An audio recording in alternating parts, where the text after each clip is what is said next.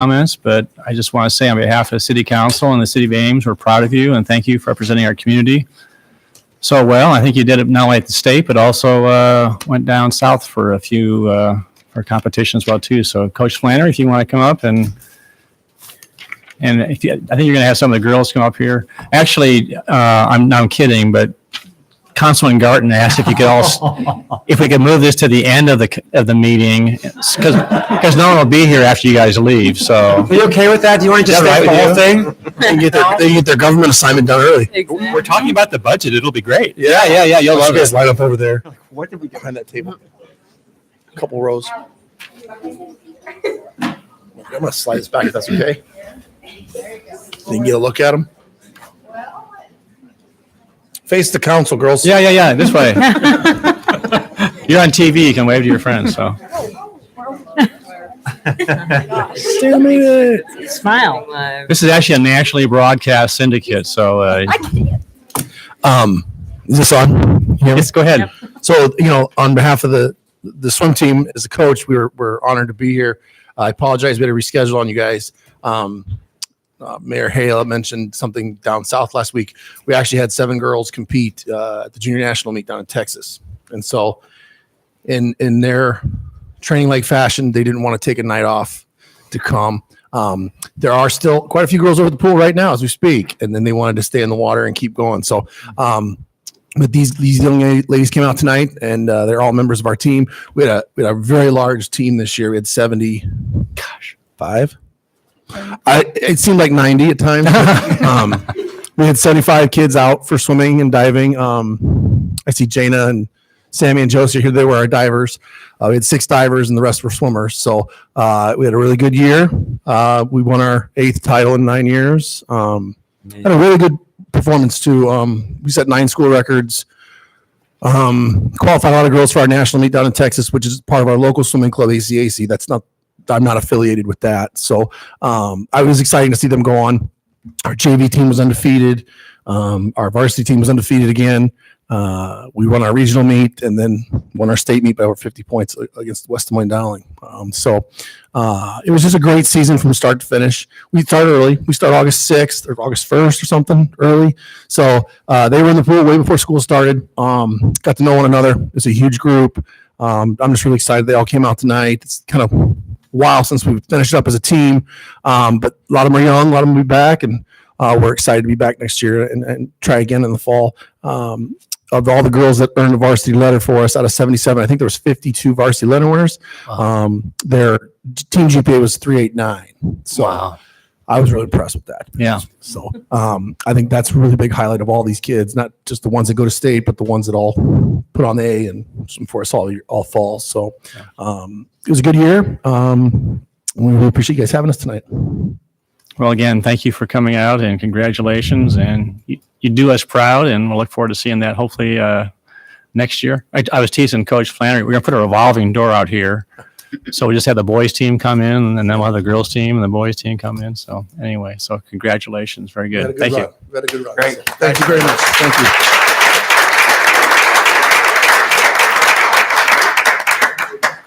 And seriously, if you want to stay, it's really an entertaining meeting coming up. So. Jana, do you have your government assignment done yet?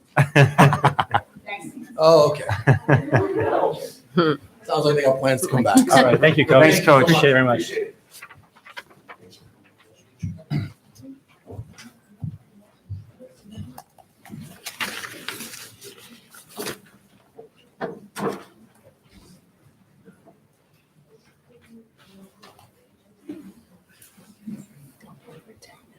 Well, speaking of revolving door, it's my honor to again recognize our finance department. The City of Ames is proud to announce that its 2018-19 budget's been honored once again with the Distinguished Budget Presentation Award.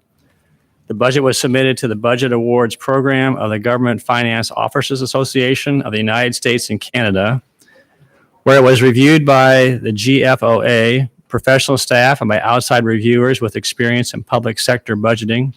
This is the 34th consecutive year that the City of Ames has been honored with the award. Approximately 1,500 cities, counties, and school districts in the United States and Canada annually receive this award. For budgets submitted for 2017-18, 10 cities and 3 counties in Iowa received the award. And I also just want to mention that both Councilman Martin and I came on this past year. I have to say that it really is well organized, easy to understand, and that's really a credit to Dwayne, Nancy, and their entire staff. So anyway, and I was joking with Dwayne, we probably have to structurally reinforce the wall or the floors to hold all these awards that they're hanging on the wall. So anyway, so Dwayne, you want to make any comments, or Nancy? Or both of you? I just wanted to especially thank Nancy. She does most of the heavy lifting, and there is some heavy lifting involved here. And the mayor and council, city manager and his staff for all the support on this. One thing that we do in this review, that means that things get changed from time to time, and we'll be discussing that a little bit tonight. We're making some changes to the format based on the feedback that we get on this review to keep things up to date and to make it understandable and help you make decisions, ultimately to deliver the best services to our citizens. So thanks for all your support with that. Congratulations. Thanks.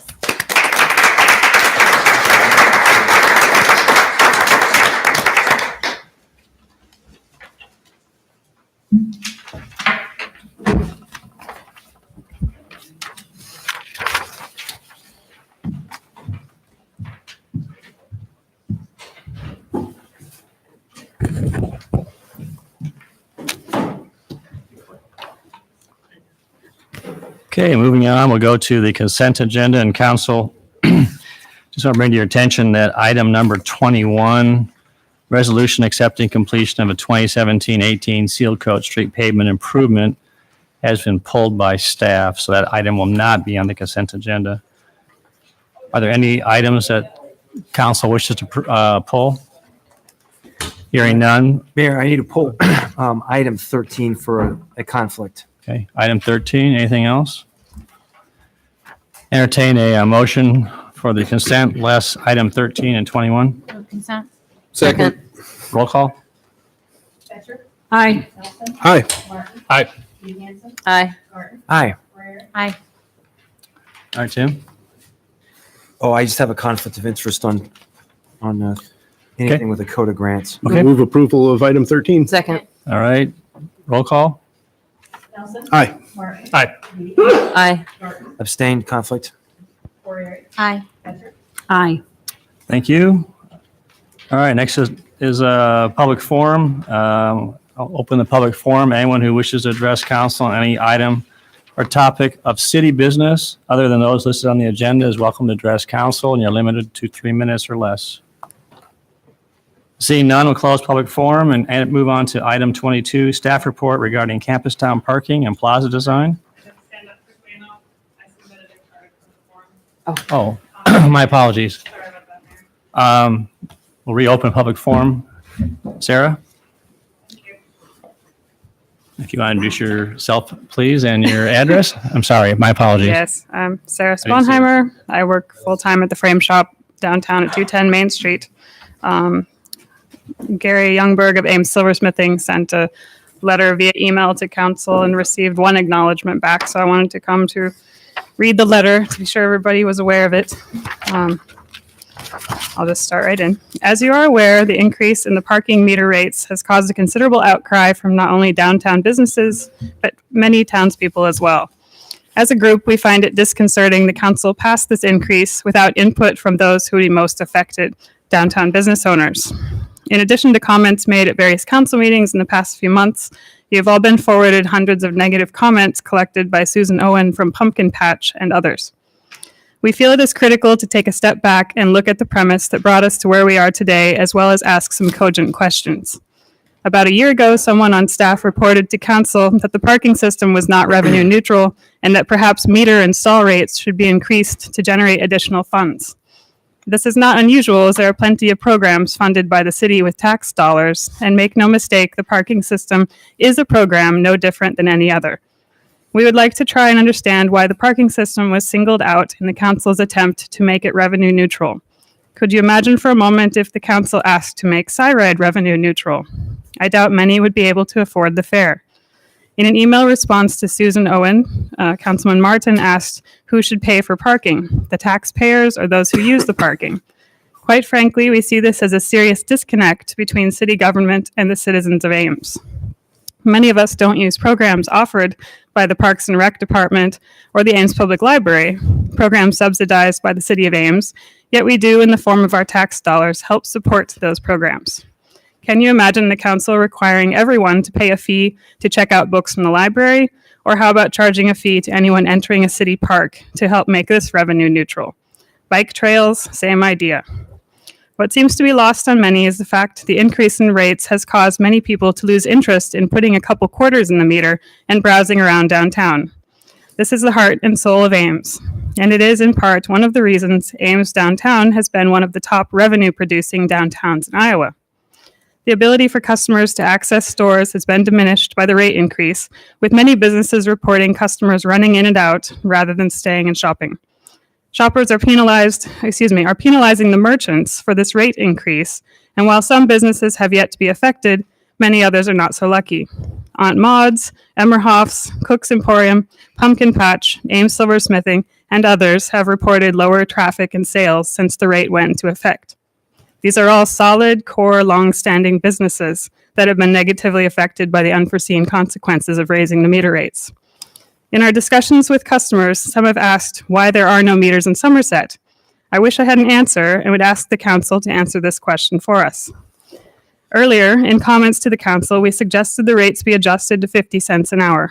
Now, to be very clear here, this is not, as some have postured, a rate reduction, but in fact a 250% increase over what rates were just 6 months ago.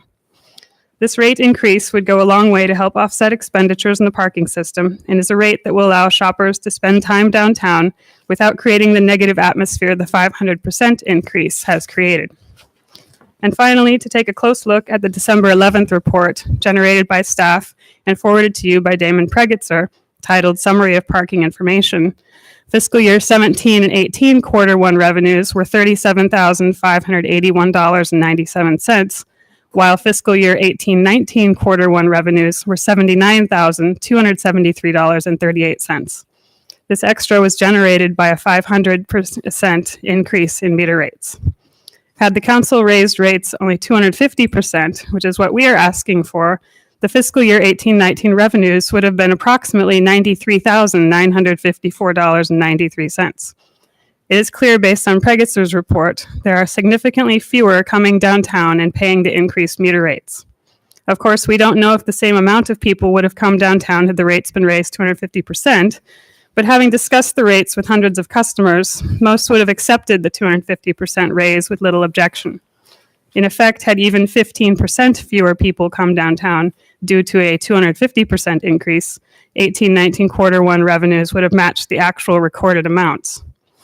We also feel it important to point out another issue raising the rates caused. Many customers are now parking in the 2 and 4 hour free spots behind Main Street. This has caused a loss in revenue to the city, causing difficulty for employees to find adequate parking, and created frustration for shoppers who now cannot find a free parking space. In closing, we appreciate the support the council has provided to downtown over the years. However, the meter increase was not well researched and has proven to be a serious negative to the downtown economy and the overall ambiance that has made our downtown prosper in the past.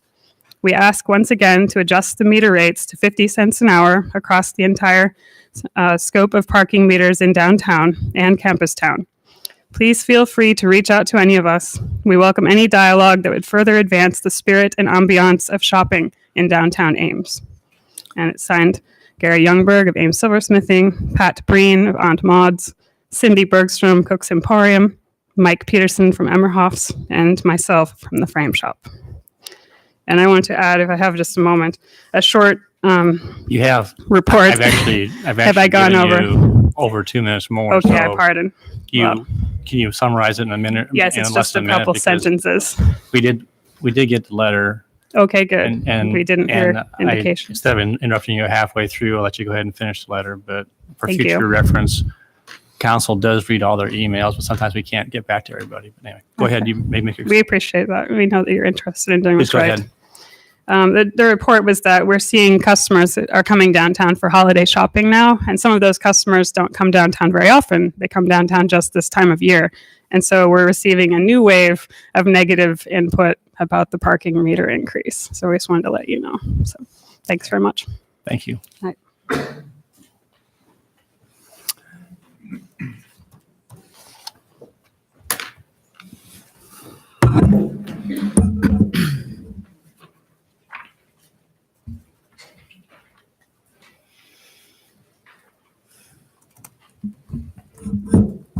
I'm Mary Richards, just recently moved to 720 Kellogg, right in your neighborhood.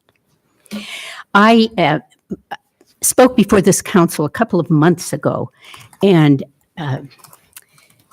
I particularly emphasized the fact that it's so important for our public officials to be proactive in this hour and this day and this time of climate change.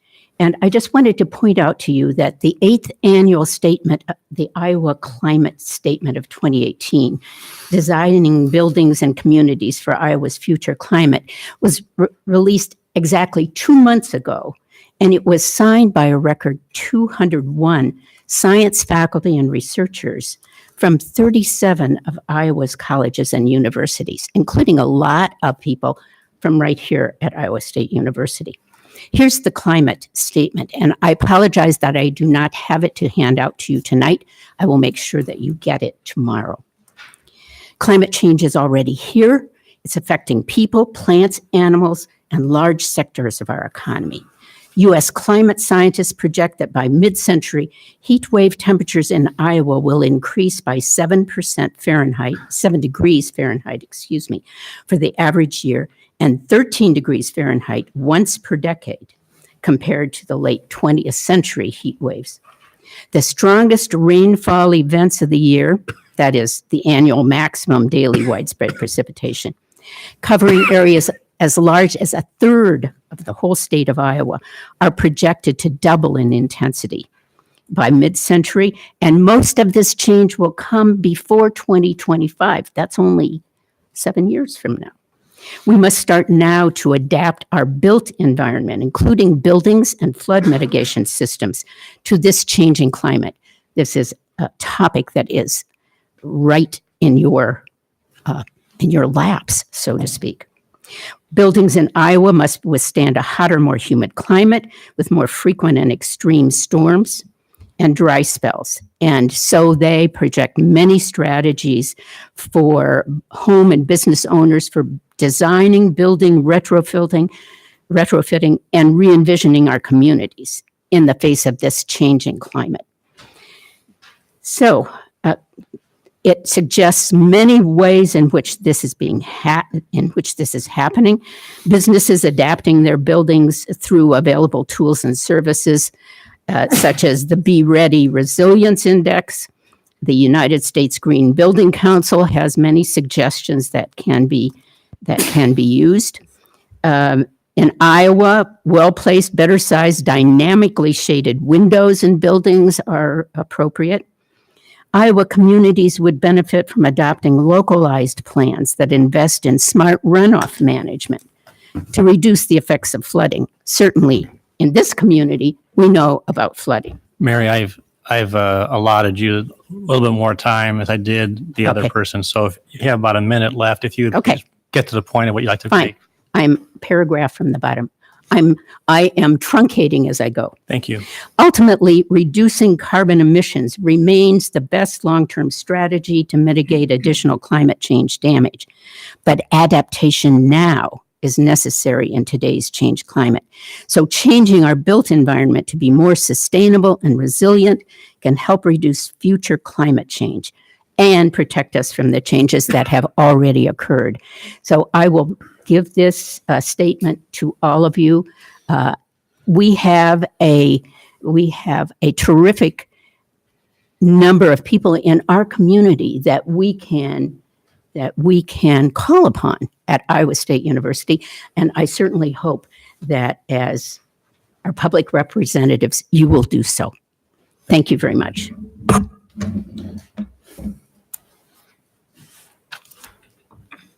Richard Dare. It must be December. I keep telling myself night, day, all year, as if that excuse forgiven by someone, heard even. Richard, does this have to do with city business tonight? Some years ago, when the Ames City Council was considering the art projects on the streets, what I was doing, I gave to the city council back then.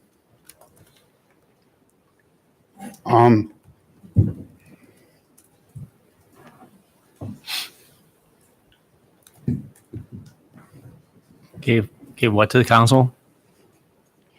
To consider words as opposed to just pieces of prior approved things, and I suggested putting things on the airport or the runway, and I found out afterwards that it's a $10,000 fine and or 10 years in jail.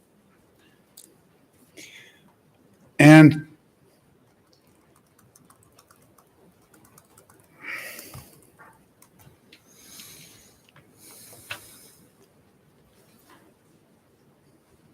Okay, thank you.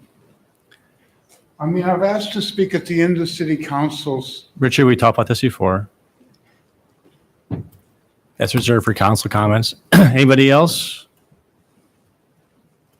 Seeing none, close public forum. Kelly, at item 22, you want to just give us a quick overview on that?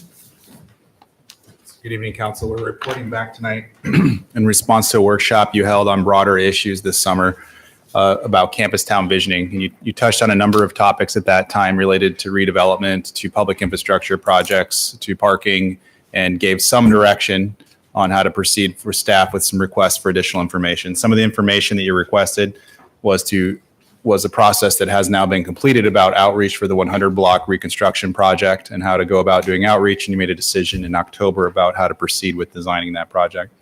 You also asked for information regarding the location of the fire station, its potential to be moved to another location at some point in the future. And then when I'm getting to the final element was to look at a campus town plaza and if it could be situated at the Chamberlain-Welch intersection, and then look at options for possibly changing the circulation of Chamberlain to allow for expansion of the plaza. So for the area that we're talking about, we really focused on trying to give you some idea of the dimensions and what would really go into changing the shape of the plaza. The traffic analysis was performed by the traffic engineer. He looked at both full closure of the roadway as well as making it one way. It could be either east flowing traffic or west flowing traffic. The conclusion of the traffic engineer was that the volumes of traffic that travel on Chamberlain and in Campus Town in general, the diversion of the traffic by closure would not have a significant impact on the operations of an intersection. And the way we look at that, we calculate intersection operations and give it a grade. All of the intersections that are signalized operate at a grade that's better than the city's policy and standards for that. And we also gave you some information about how that diversion would look at different intersections. And we're talking about 100 vehicles in the peak hour, which would be the afternoon peak hour, that would be traveling on this block. So that's the magnitude of what would be diverted, is roughly 100 trips. And it wasn't exactly 50-50 each direction, but pretty close. What we really focused on was the full closure. And that was because of the outcome of the study was that full closure was able to be handled by the system, and then that would mean that'd be the most space available for a plaza design. And I'll walk through what those options mean in terms of whether we keep the road partially open or we look at full closure. One thing we didn't spend time on was the one-way circulation option. The trade-off of going to a one-way circulation because of the width requirement was not really substantially more than maintaining two-way traffic. we didn't focus on the one-way option. So we think most of the conversation about keeping the road open and eliminating parking versus full closure really captures the conversation adequately. You don't really have to focus in on the 4-foot difference in width between a one-way and a two-way street as it would be designed. So we've tried to highlight for you in this diagram, the yellow outline is the current boundary of the property that's known as Lot Y for the city. We have 10-hour angled parking there that's metered.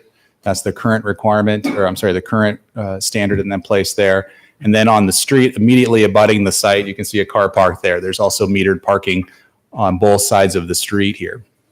So what we're trying to point out to this is if we move ahead with the design, there's some considerations that can go into this. It's a relatively narrow space currently.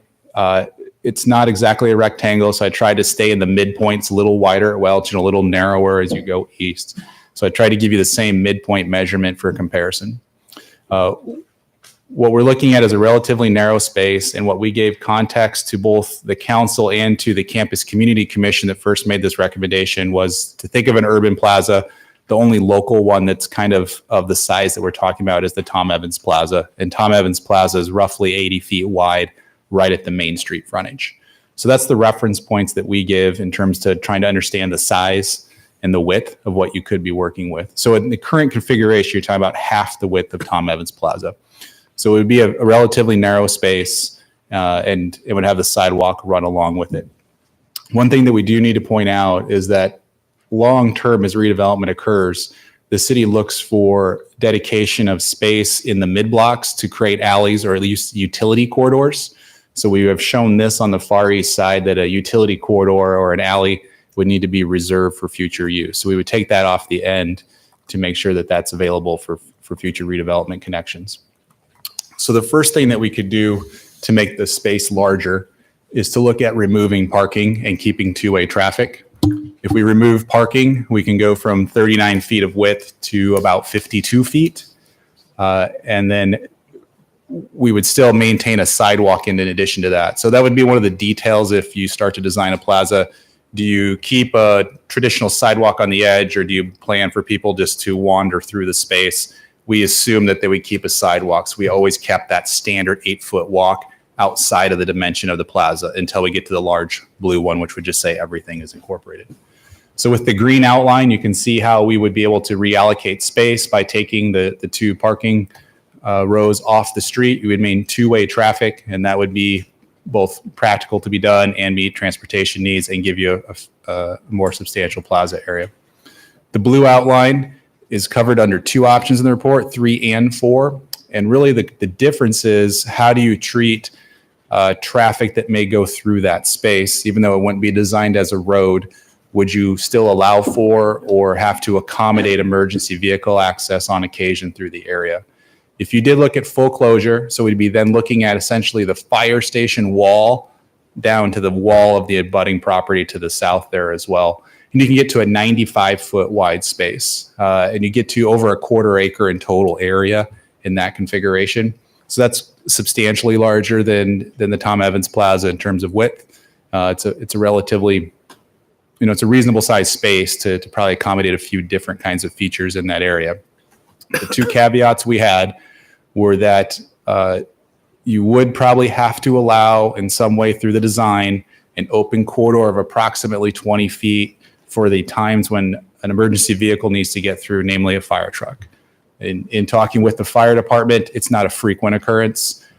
They would say maybe they have to respond through the Chamberlain to the east, maybe once a month. The typical routing is not to do that. The typical routing is to go right out of the station to Lincoln Way and then go right and then maybe even and come south that way if they had to on Lynn or Stanton. So it's not a frequent occurrence, but it's something that would affect the features or the layout of a plaza. And then the fourth option that was described was looking at more of a novel approach where it's called a shared street in our complete streets policy. The idea there is that in some places people are going the opposite direction of trying to keep traffic away from people, but instead trying to slow down traffic and integrate the flow of movement with people, bicycles, and cars by making it an area where you can kind of creep along or go through it, but it's not closed off to traffic. And that's that shared street concept. So if you were to accommodate that, that would also meet the emergency vehicle access requirement. But you would see other people occasionally also go through the area. It wouldn't be designed as a curbed road. It wouldn't look like you belong there, but it wouldn't be that you couldn't go through there. So it'd still have some delineation to it. It'd still feel like a plaza. It wouldn't feel like a road. So I don't know if that came out in the report very well. It would not be a curbed asphalt road section through the plaza. It would still be some kind of decorative element and probably not be a straight line, and it would be unique. Now, the difference in that proposal from a typical shared street is, in this case, we're trying to provide a leisure area or a place for respite more than transportation. Shared streets are typically about providing a little bit of pedestrian interaction area, but it's more about getting all kinds of modes through at a very slow pace. So it'd be a little bit different take to try to do that here, but it's something that could be looked at and how that would shape the features of the area. So with what we've shown for dimensions, I think you can get a pretty good idea of what the space that would be available. You can see that, I think in staff's estimation, that there is space. That the yellow area on its own would be pretty tight to do a whole lot of features, but I think the other options do give you some reasonable space to work in if you were to pursue a plaza. The second issue that we touched on in the report was the plaza, in any format you choose, does displace public parking again. And we've had, based on other projects, we have had discussion, it's at least come up in conversation, what are the strategies for parking in Campus Town? And there isn't really a holistic philosophy for parking in Campus Town. And we didn't really get into detail even in the workshop. I don't know if this is going to come through very well.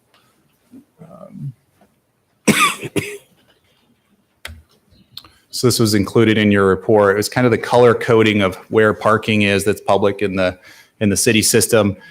Also noting that the multimodal facility doesn't show public parking, but there are reserved spaces and metered spaces in that area. So what we're advocating for is that, recognizing that Campus Town is really a commercial district, and it is described in our land use policy plan as a commercial service center. It's the same nomenclature we have for downtown. Campus Town is not as large as downtown, but it is considered a service center for the community. And our perspective then is, if it's a community serving commercial area, you do have to be able to attract and serve people from out of the district. So that does put importance on parking, just as you have in downtown. You wouldn't expect the community to all walk to downtown. That's why we have public parking in that area as well. So what we're advocating for is that you should look at, if there are more changes to the area, that we look at more strategically about how those parking spaces are made available. We're recommending that we take a very basic philosophy that short-term parking is in the center where customers would park and go to businesses. Long-term parking would be on the perimeter. That's a very basic parking philosophy in many downtown kind of settings. Along with that, we did give you some information that we could look at ways to augment total supply. Currently, we pretty much use parallel parking, which is really a traditional way to do things. It's pretty equitable in how parking is distributed. It's more generally pedestrian friendly than angled parking options. Sometimes angled parking is more efficient, not always. It kind of varies depending on how a block is set up. So we try to give you a sense that not only the timing of parking management, but if there's an interest in looking at quantity, there were options to maybe consider restriping or even building more parking on Stanton as an option to add supply as well. The third part of that was the partnership we have on intermodal. It's has options there to also look at maybe adding more metered parking and beyond the 40 spaces that are there. So we articulated that it may be an appropriate policy for the city to say that if we're losing parking on street, to look at working with the university to look at adding that long-term parking back into the multimodal facility. And some of the reasons we think this is important is, one of the directions you gave out of the Welch Avenue reconstruction project was for Public Works to work on signage. It's important to think of that probably more as wayfinding and marketing, again, for the district. If we keep going back to this as a district, a commercial destination, it helps to market where you're enticing that customer to go to. How do you get there? Make a repeat visit into repeatable areas. So I think making decisions about the timing of the parking helps us work through that wayfinding and the messaging for the district as well as the signage for the city. So we're recommending that whether a plaza was to move forward tonight or not, that you do give some direction to move forward on changing to the parking as follow-up to the prior direction about adding signage to help identify how parking works in Campus Town. So that's the conclusion of the information that we provided to you. Ready for questions or comments on that? John, I have one question just procedurally. What are you hoping to achieve from the discussion tonight? Are you hoping that we will make a decision tonight, or just to have public to give input and staff and council to be able to ask questions? In my opinion, it's the latter. I mean, in the introduction, the background on page 1 of the report talks about addressing issues of locating a new plaza. We had asked staff to give information, to us, and given the fact that you've got, Welch being reconstructed, we're losing parking there. It just seems to be that this is kind of, continue the conversation and giving you data versus, moving forward. That's kind of what, my perception was. But certainly I'm going to defer to council in terms of how you want to proceed. And actually staff didn't really give any necessarily options, so to speak. The only recommendation they had was really is that they identified some parking challenges that do exist. And we've all gotten some feedback from, some of the people that are business owners as well too. And so anyway, that's kind of what I'm envisioning tonight. Thanks. But we could maybe pursue some of the parking suggestions they have Yeah. in the shorter term, it seems like. Yeah, staff did identify, and their staff believes a changes should be made regarding some of this, helping with some of the parking Yeah, timing, I think, short term, good. Yeah. not eliminating parking, but basically looking at some of the, I think, the meter length essentially. Yeah. So, No, it sounds good. So we can Yeah. move ahead with that even if we wait for Mhm. thinking Certainly. about the plaza maybe. certainly, or- yeah. Yeah, okay. Kelly, how wide is Chamberlain? Thanks for asking. You mean the curb to curb width? Yes. It's about 40 feet. So with 40 feet, we'd be looking at only angle parking on one side, correct? Right. And the shared street option, is there, or has there been discussion of the possibility of using retractable bollards so that it could be an open street, or we could close it? So the shared street won't have bollards because it's meant for people to actually be on at any time of the day. So the EVA, the emergency vehicle access route, that would be a design question of whether it's necessary or appropriate to have bollards to discourage crossing or to prohibit crossing, and how that would work with a fire engine that wants to get through, and whether it's retractable or not. There's scenarios where you don't actually need bollards for the fire truck route to still be accessible, but not be viewed as something the public would travel on itself. So we didn't get into whether bollards are mandatory or not. We just talked about it would need to be thought out and dealt with in terms of how emergency vehicles went through the space. Yeah, I was thinking of something kind of middle ground between what we see as the shared street in our complete streets plan and what is just EVA. So that it's possible to say, this is an open shared street most of the time, but there are certain instances where we might have an interest in closing it to vehicular traffic other than maybe bicycles. So I think we didn't really discuss in detail any particular features, whether they were bollards or how the space would be configured. I think my general impression from talking to fire and public works would be that if it was a temporary street closure, we'd treat it like any temporary street closure and probably not invest in an expensive feature like retractable bollards.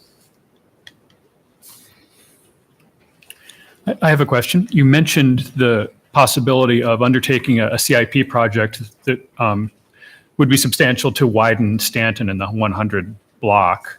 And the staff report suggested that could create 10 to 20 parking spots. I'm just trying to envision how that might actually happen. Is that just adding parallel parking to the other side of the street? Is that the idea, or is there more to it? So there's there's a little more to it. Unfortunately, my graphic doesn't come through very well here. So on Stanton, you have just a few carved out parallel spaces, which is different than the setting on the other streets, really. So you have an overly wide grassy / dirt area along Stanton on the east side. You could carve out parallel spaces. That would be the low number. So you could get 10 spaces by adding parallel along the curb. If you wanted to get to the higher number, you would look at probably converting all of the parking to angled and moving it all to the east side of the road.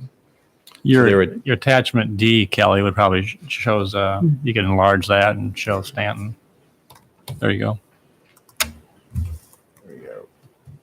These actually show discrete spaces, right? So This is count off them? the city's parking map online. So yeah, it's probably about 99% accurate about where a metered parking location is on city property or city right of way. What doesn't show up are the 3 spaces in front of the post office because they're not metered. So there's 3 spaces in this area, right? Oops. 3 spaces in this area here that are just free 15-minute parking. So what we're talking about is you could look at on this area all the way up to the street, because you only have the one driveway for the church. It's really good for getting efficiency out of that street to do parking. And you could, again, depending on whether you want angled or parallel, that's the range that we articulated in that report. Thank you. And just ballpark shot in the dark figure for the scale of that CIP project. We talked about it a little bit, again, without scope. If you're just talking about asphalt costs, I think Public Works thought maybe it's a $300,000 to $400,000 project to rebuild that east side of Stanton. Okay. Again, do you go all the way to Lincoln Way? Do you just focus on the south half? There's different ways to look at it, but that was a very rough estimate from Public Works, just thinking about asphalt and some basic construction costs. Okay, thank you. Other questions for Kelly? All right, we'll open up public comment. If there's anyone in the audience who'd like to address council on this particular topic, understanding that there may not be any action taken tonight, but if you wish to give input, you're welcome to do so. We'd ask you to limit your comments to 3 minutes or less. Seeing none, we'll close. Okay, Ryan?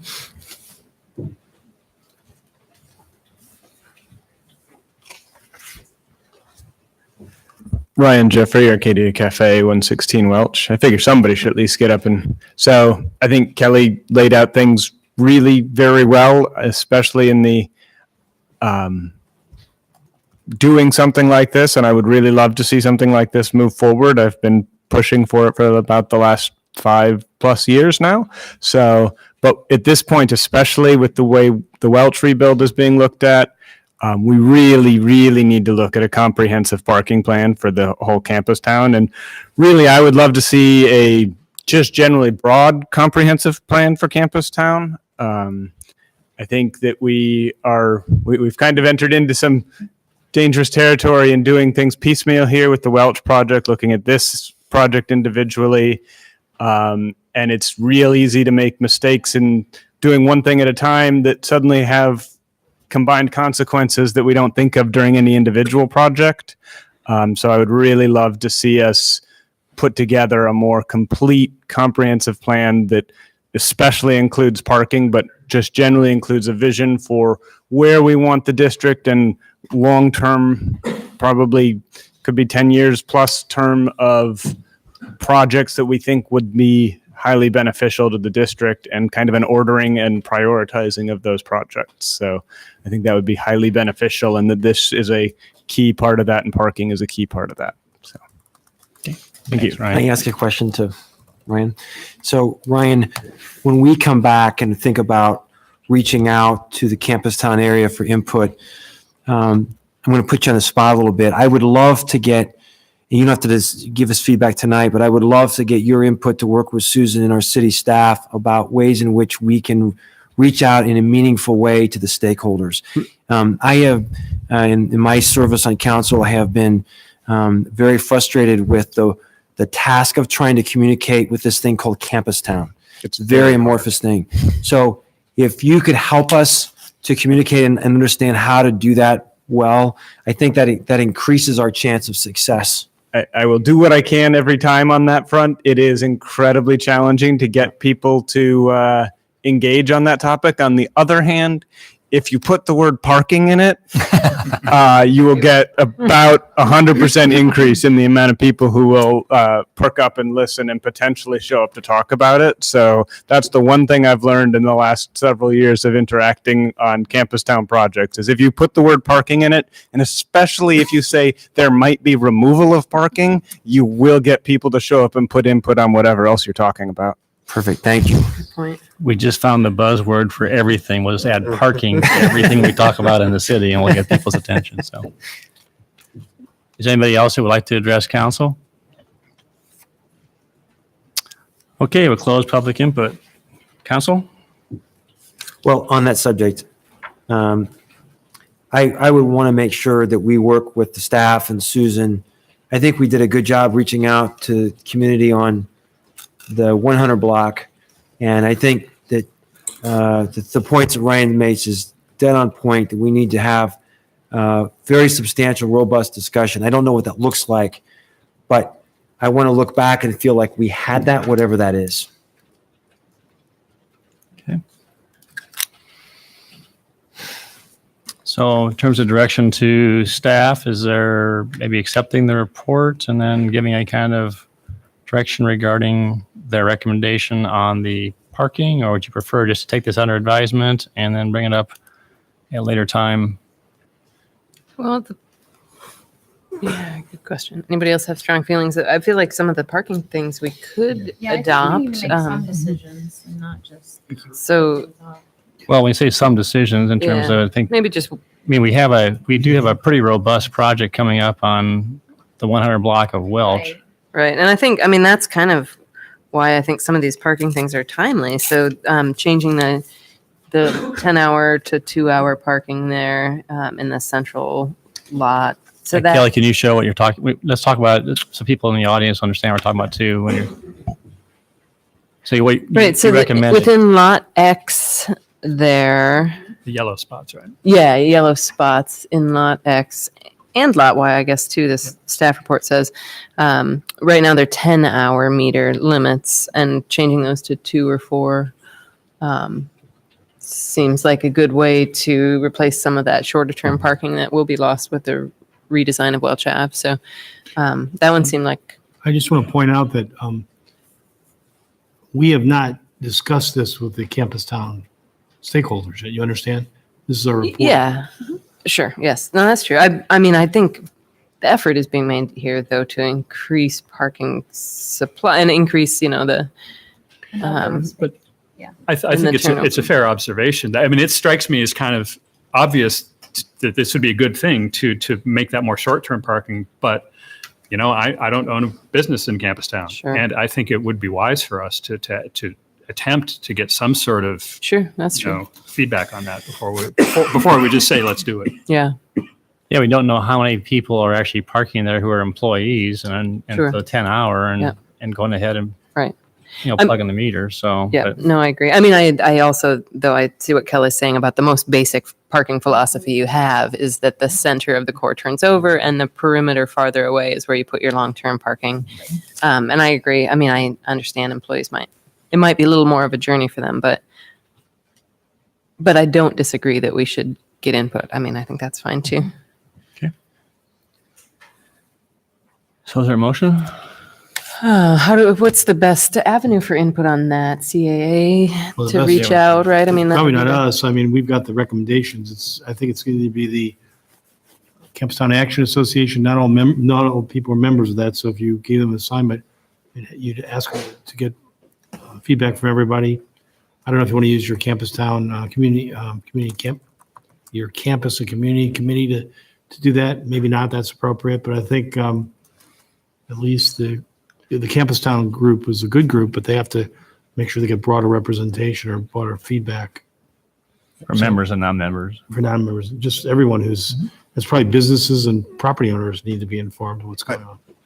I think to be productive, whether it's a meeting with a board or a CA or it's a staff-led public meeting, knowing what you're asking them I think if you gave direction that we want input on a philosophy that we're going to do short-term parking here, long-term parking here, and Yes. hopefully we can get some Specific direction. recommendations, I think. I think that's more think we should productive do than that. just sitting down and saying, how do you Right. think we should do parking in Campus Town? Yeah. I think we no. can agree on what that would be. Yes. So I think that if that's part of the motion, and then whether again staff's leading it or the campus community commission is charged with that, I think that's what's critical.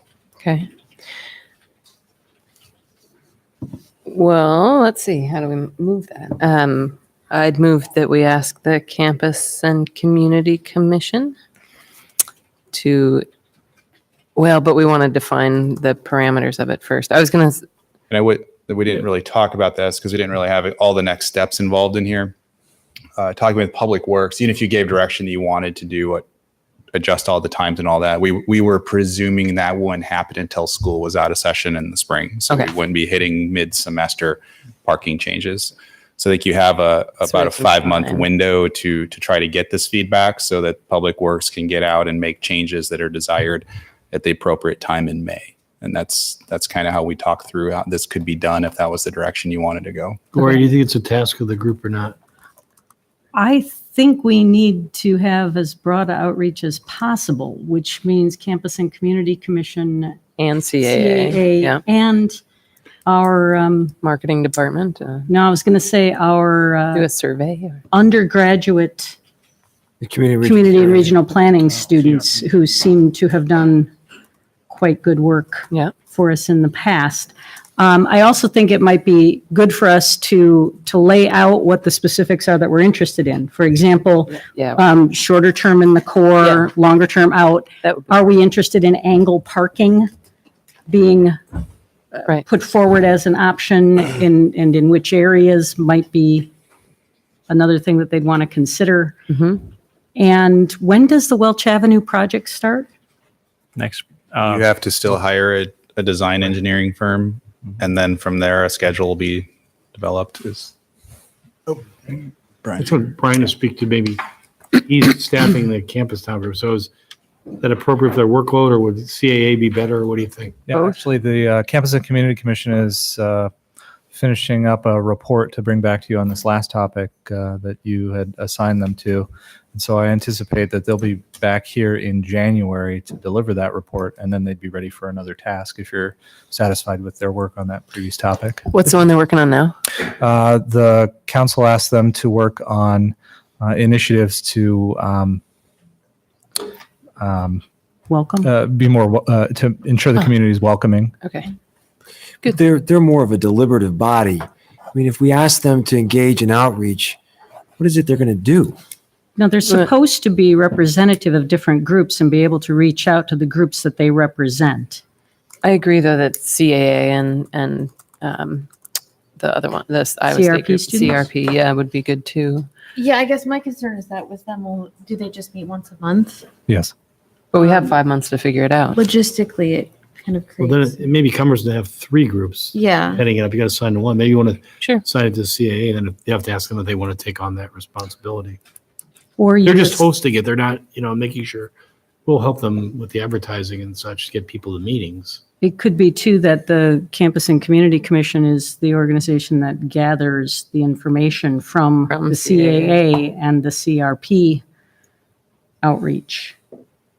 well, to make it simple, it would be easier just to give staff direction to get public input and allow them to work with whoever. different groups versus trying to have CAA and the CRP group and other ones just all involved. Just say here's a direction and ask them to contact the appropriate groups and work with them. Would that make it more expedient? And then Gloria, you're asking about diagonal parking and the other things.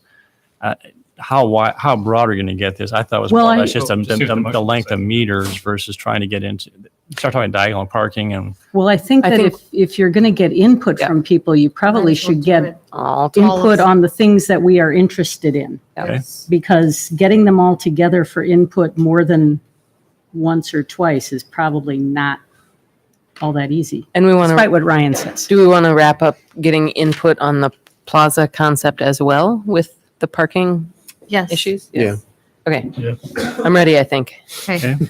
I move that we direct staff to gather input from whatever stakeholders they deem appropriate on several campus town topics related to parking. So the short-term versus long-term parking issue of changing 10-hour meters to 2-hour meters in the mentioned lots here. Also increasing, as a separate topic to get input on, increasing the parking supply by modifying parallel to angled parking and potentially a larger project on Stanton. And then also input on the concept of the plaza. I guess that one's the one that I would need a lot more definition behind. Okay, Are let you me just leave that talking- one off for now. Let me just, If it's about street closure or not, that's one thing, Sure. but we're not in any position to talk about features. sure. Yeah, I guess I meant street closure specifically. Well, there's three different options there, right? Yeah, I size mean, of to it. get their input on those three options as it relates to street closure. If it's But- about dimensions, that's fair to discuss, like how it's used and what's in it. That No, I didn't mean Not that. design, No, I didn't yeah. mean that. I meant street closure, as it relates to street closure. Yep. As it relates That- to street closure. It's essentially used the staff report Yes. as a template to do Yes. public outreach. Exactly. Okay. That's what I meant. How'd you know? I'd second that. All right. Okay, discussion.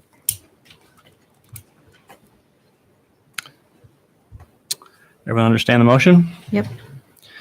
Those in favor say aye. Aye. Opposed or abstaining? Motion carried. Anything else? Just want to clarify one thing. It wasn't said, but I presume you want Steve to talk to the university about multimodal opportunities as part of that mix of timing of parking. Yes, exactly. So we'll try to communicate with them, get their input, and then do public outreach as well, so you can kind of get all facets reported back. Yeah, I Perfect. think Thank you. Amy's part of that. We talked about the second part of her motion was increasing supply by modifying parallel and other But also degrees. We could the- probably also, Yep. I think it's implicit in that is, The intermodal too. which is part of the, which is actually part of the staff report. as well. Yeah, So, true. That's true. I'm unclear. I can't remember from the staff report. Was the 200 block of Welch, is that in the scope of considering angled parking where the parklet currently So, is? so all we noted was that currently the parklets are still there, and you have not given direction on what to do with the 200 block. I think you gave direction on the concept for Welch. You wanted to get a design engineer hired, and I think we were interpreting that you wanted to see where that was going before you dealt with the 200 block. Now, if you want to bring the 200 block into the conversation, you can. It seems like it fits with the other topics. I thought that was one of the expanding parking options. We didn't specifically bring it up other than to put the 6 parallel spaces back, take the parklets out and put the parallel spaces back. Isn't that what you were just talking about? Is there an angle option? We didn't investigate that. We don't know. Okay. But since the parallel is part of the report, that would be something that, Then it is included. It wasn't really focused. We were just noting that there's 6 other spaces out there that haven't been accounted for going forward past the 100 block reconstruction. you know, we've talked before, and I've voiced, and Ryan, I think, echoed it tonight or made it too, and that is, it seems we're still trying to do things piecemeal. And also I was talking about, you know, do we look at a broader view of the parking?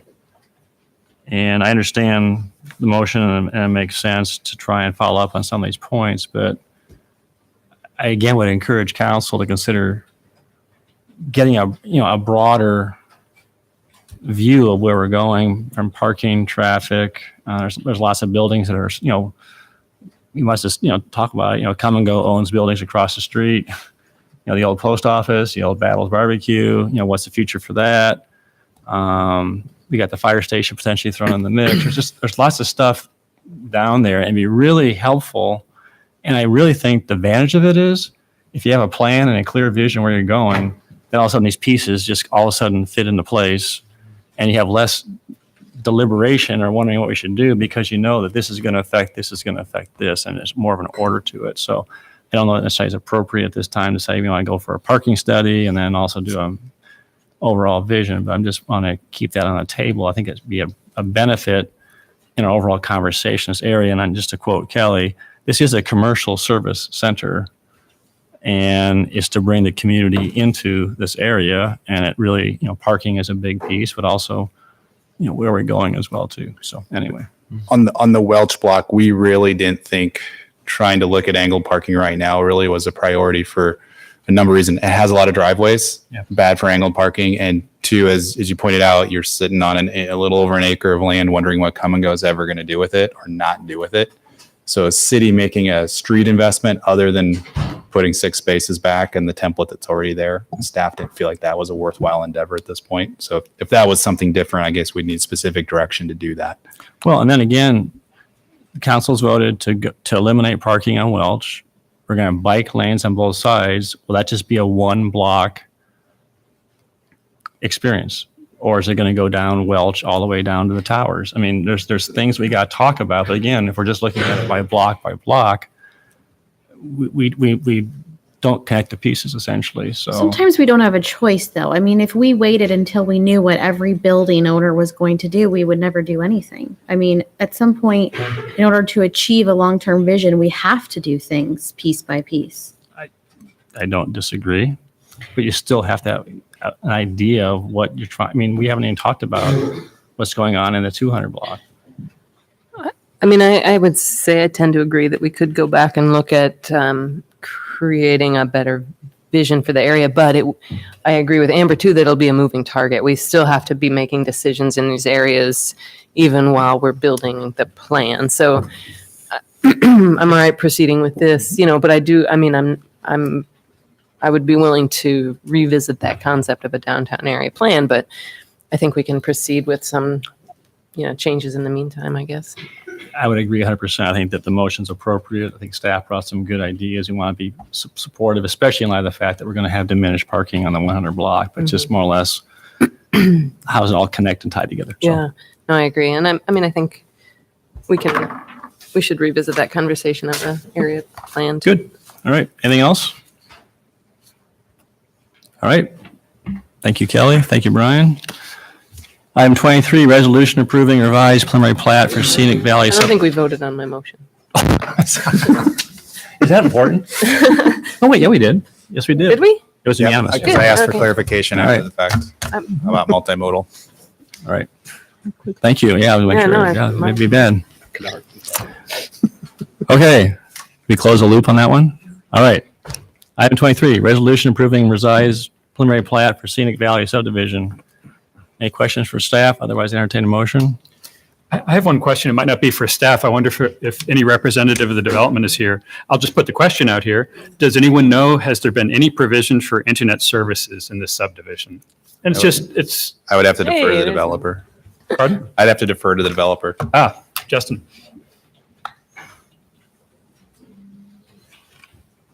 Evening, Council. Yes, CenturyLink is Unmute yourself, please. Justin Dodge, Hunziker Companies, 105 South 16th Street. CenturyLink is putting in all fiber internet up here. Thank you. That was my question. You bet. Good news. Other questions? No questions for Kelly? Move Motion. alternative one. Second. All right. Discussion? Hearing none. Roll call? Aye. Aye. Aye. Aye. Aye. Aye. Okay, item 24, hearing on RDF storage bin repair project. Council have any questions for Mr. Com tonight on this?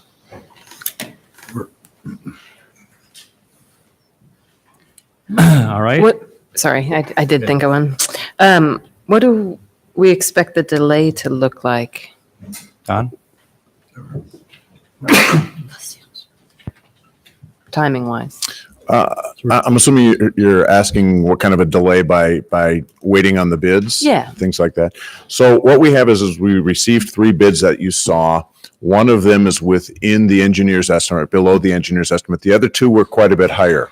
So before, and because like one was double the low bid. So before we sit there and blindly say, oh, low bid, that's the way to go, we want to do some looking at that bidder, make sure that they're qualified to do it. So we're doing some checking on that. So I would envision first meeting in January, probably not on the 18th. That's pretty quick to get that turned around, but first meeting in January, we'd be able to name a selected company.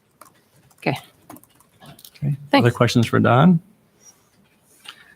All right, this is under hearing, so I declare the public hearing on the refuse-derived fuel storage bin repair project to be open. Is there anyone who wants to address council on this particular topic? Seeing none, I will close the hearing and entertain a motion of accepting the reported bids and delaying the award of contract. So moved. Second. Moved and seconded. Discussion? Those in favor say aye. Aye. Opposed or abstaining? Motion carried. Item 25, hearing on water pollution control facility screw pump drive replacement. Any questions for Mr. Dunn on this particular topic? Okay, I'll declare the public hearing on the water pollution control facility screw pump drive replacement project open. Is there anyone who wants to address council on this particular topic? Seeing none, we'll close the public hearing and entertain a motion on the resolution. I would move that we award the water pollution control facility screw pump drive replacement project to Widener Construction Incorporated of Marshalltown, Iowa, in the amount of $111,997. Second. Okay, discussion? Roll call, please. Aye. Aye. Aye. Aye. Aye. Aye. All right, item 26, hearing on the 2018-19 traffic signal program. Any questions for staff on the Lincoln and Highland Avenue traffic project? Seeing none, I declare the public hearing on the 2018-19 traffic signal program be located at Lincoln Way and Highland to be open. Is there anyone who wants to address council on this topic? Seeing none, I'll close the public hearing and entertain a motion. I would move that we accept the reported bids for the 2018-19 traffic signal program, Lincoln Way Highland Avenue project. Do you want separate motions? I can do them all, I think. Okay. That we approve the final plans and specifications for this project, and that we award the 2018-19 traffic signal program, Lincoln Way Highland Avenue project, to Van Manen Electric Incorporated of Newton, Iowa, in the amount of $238,792.73. Second. Okay, moved to second, discussion? Roll call? Aye. Aye. Aye. Aye. Aye. Aye.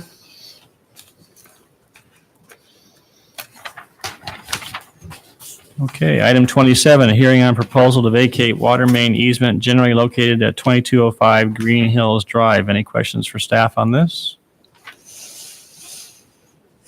I declare the public hearing on the proposal to vacate the water main easement generally located at 2205 Green Hills Drive to be open. Is there anyone who would like to address council on this item? Seeing none, we'll close the public hearing and entertain a motion. Move alternative 1. Second.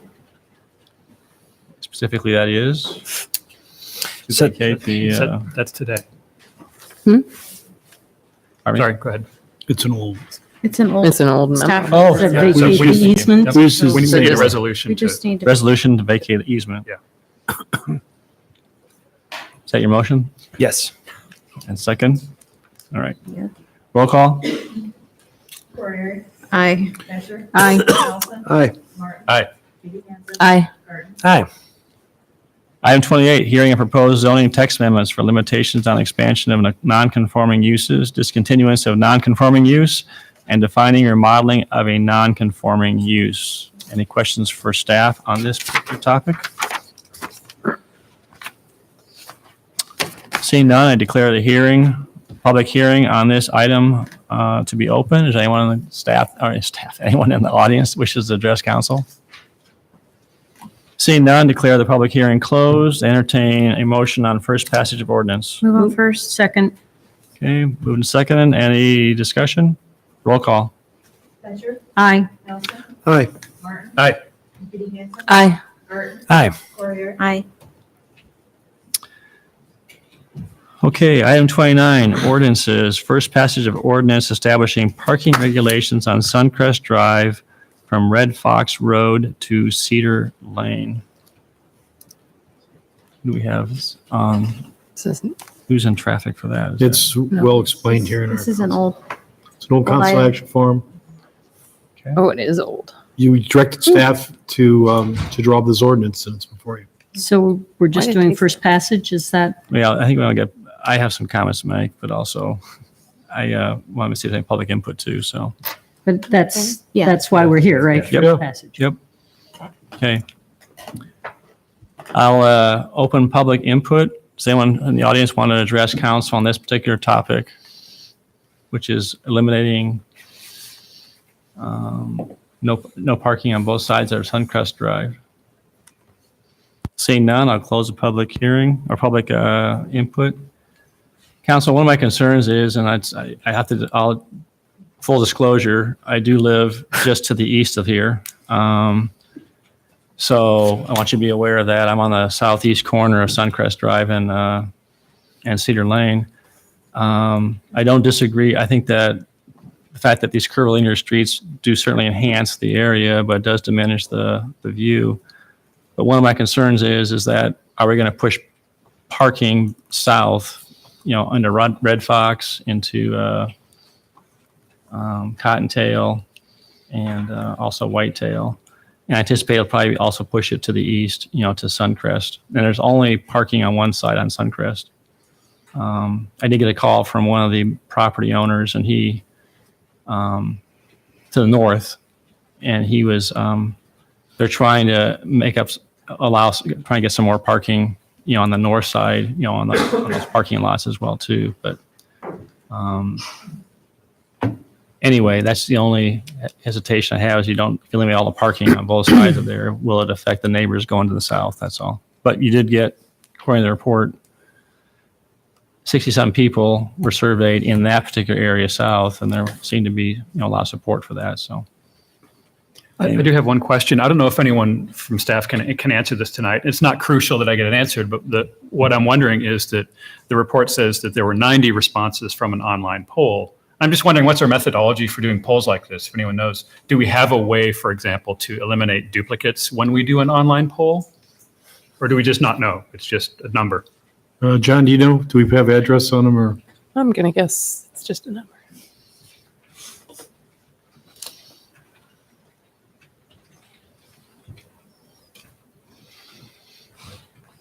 Yes, I believe this particular poll asked for the address of people that were respondents. I would imagine then that we would have picked out any duplicates, but I can't say that positively. Is it generally true that you would ask for an address or something like that in order to try to get a sense of this sort of people who respond to this? Yeah, on a neighborhood issue like this, we certainly would want to do that. Thank you. Okay. All right, entertain a motion on the ordinance.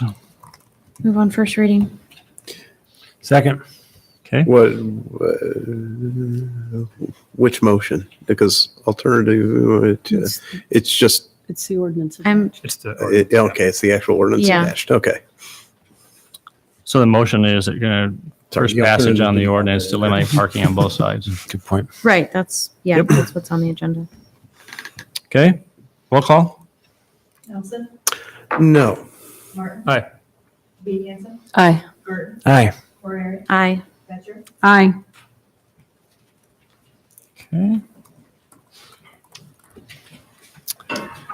All right, item 30, administration, budget issues and guidelines. Mr. Pitcher and Nancy, the award winners.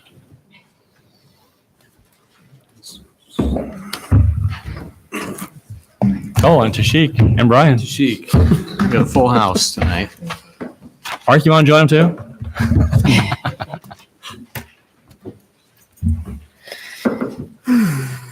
This is in some ways the kickoff of the annual budget with the city council, and this is the opportunity where we have to both provide some of the issues that we know going forward, and then also to give some of the input that we've received and also take some input from the council. I've heard Steve say this for, I think, 19 years. I've been here 19 times. It's always better if we get this input early, because then we can help move things around. If there's something that needs to be integrated in, we can almost always do it if we get it early in the process. So we really look for early input when we can get it.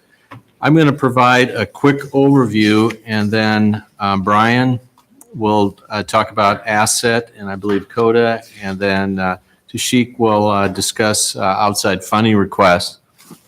Not a lot of really big issues this year. We did have one area that we discussed quite a bit last year that we think's pretty good news, and I think everyone was aware of. I believe we sent a report on this some time ago on the Supreme Court decision that will result in collection of sales tax, including local option sales tax for online sales starting January 1st of 2019. So that's going to have some impact on this current year. We don't know how much. Right now, based on the predictions that we have from the Iowa Department of Revenue, and they have not forecast an amount for online sales, but we believe with that amount and what we have seen so far that we will make our budget number for this current year. And you may recall from last year, we were short of that number quite a bit. So, we think it's good news to be making the number. Also, they're going to start distributing those taxes in this year. So they'll start collecting on January 1st. Typically, we receive notice from the Department of Revenue, and they'll pay us each month 95% of their estimated tax receipts for that forthcoming year.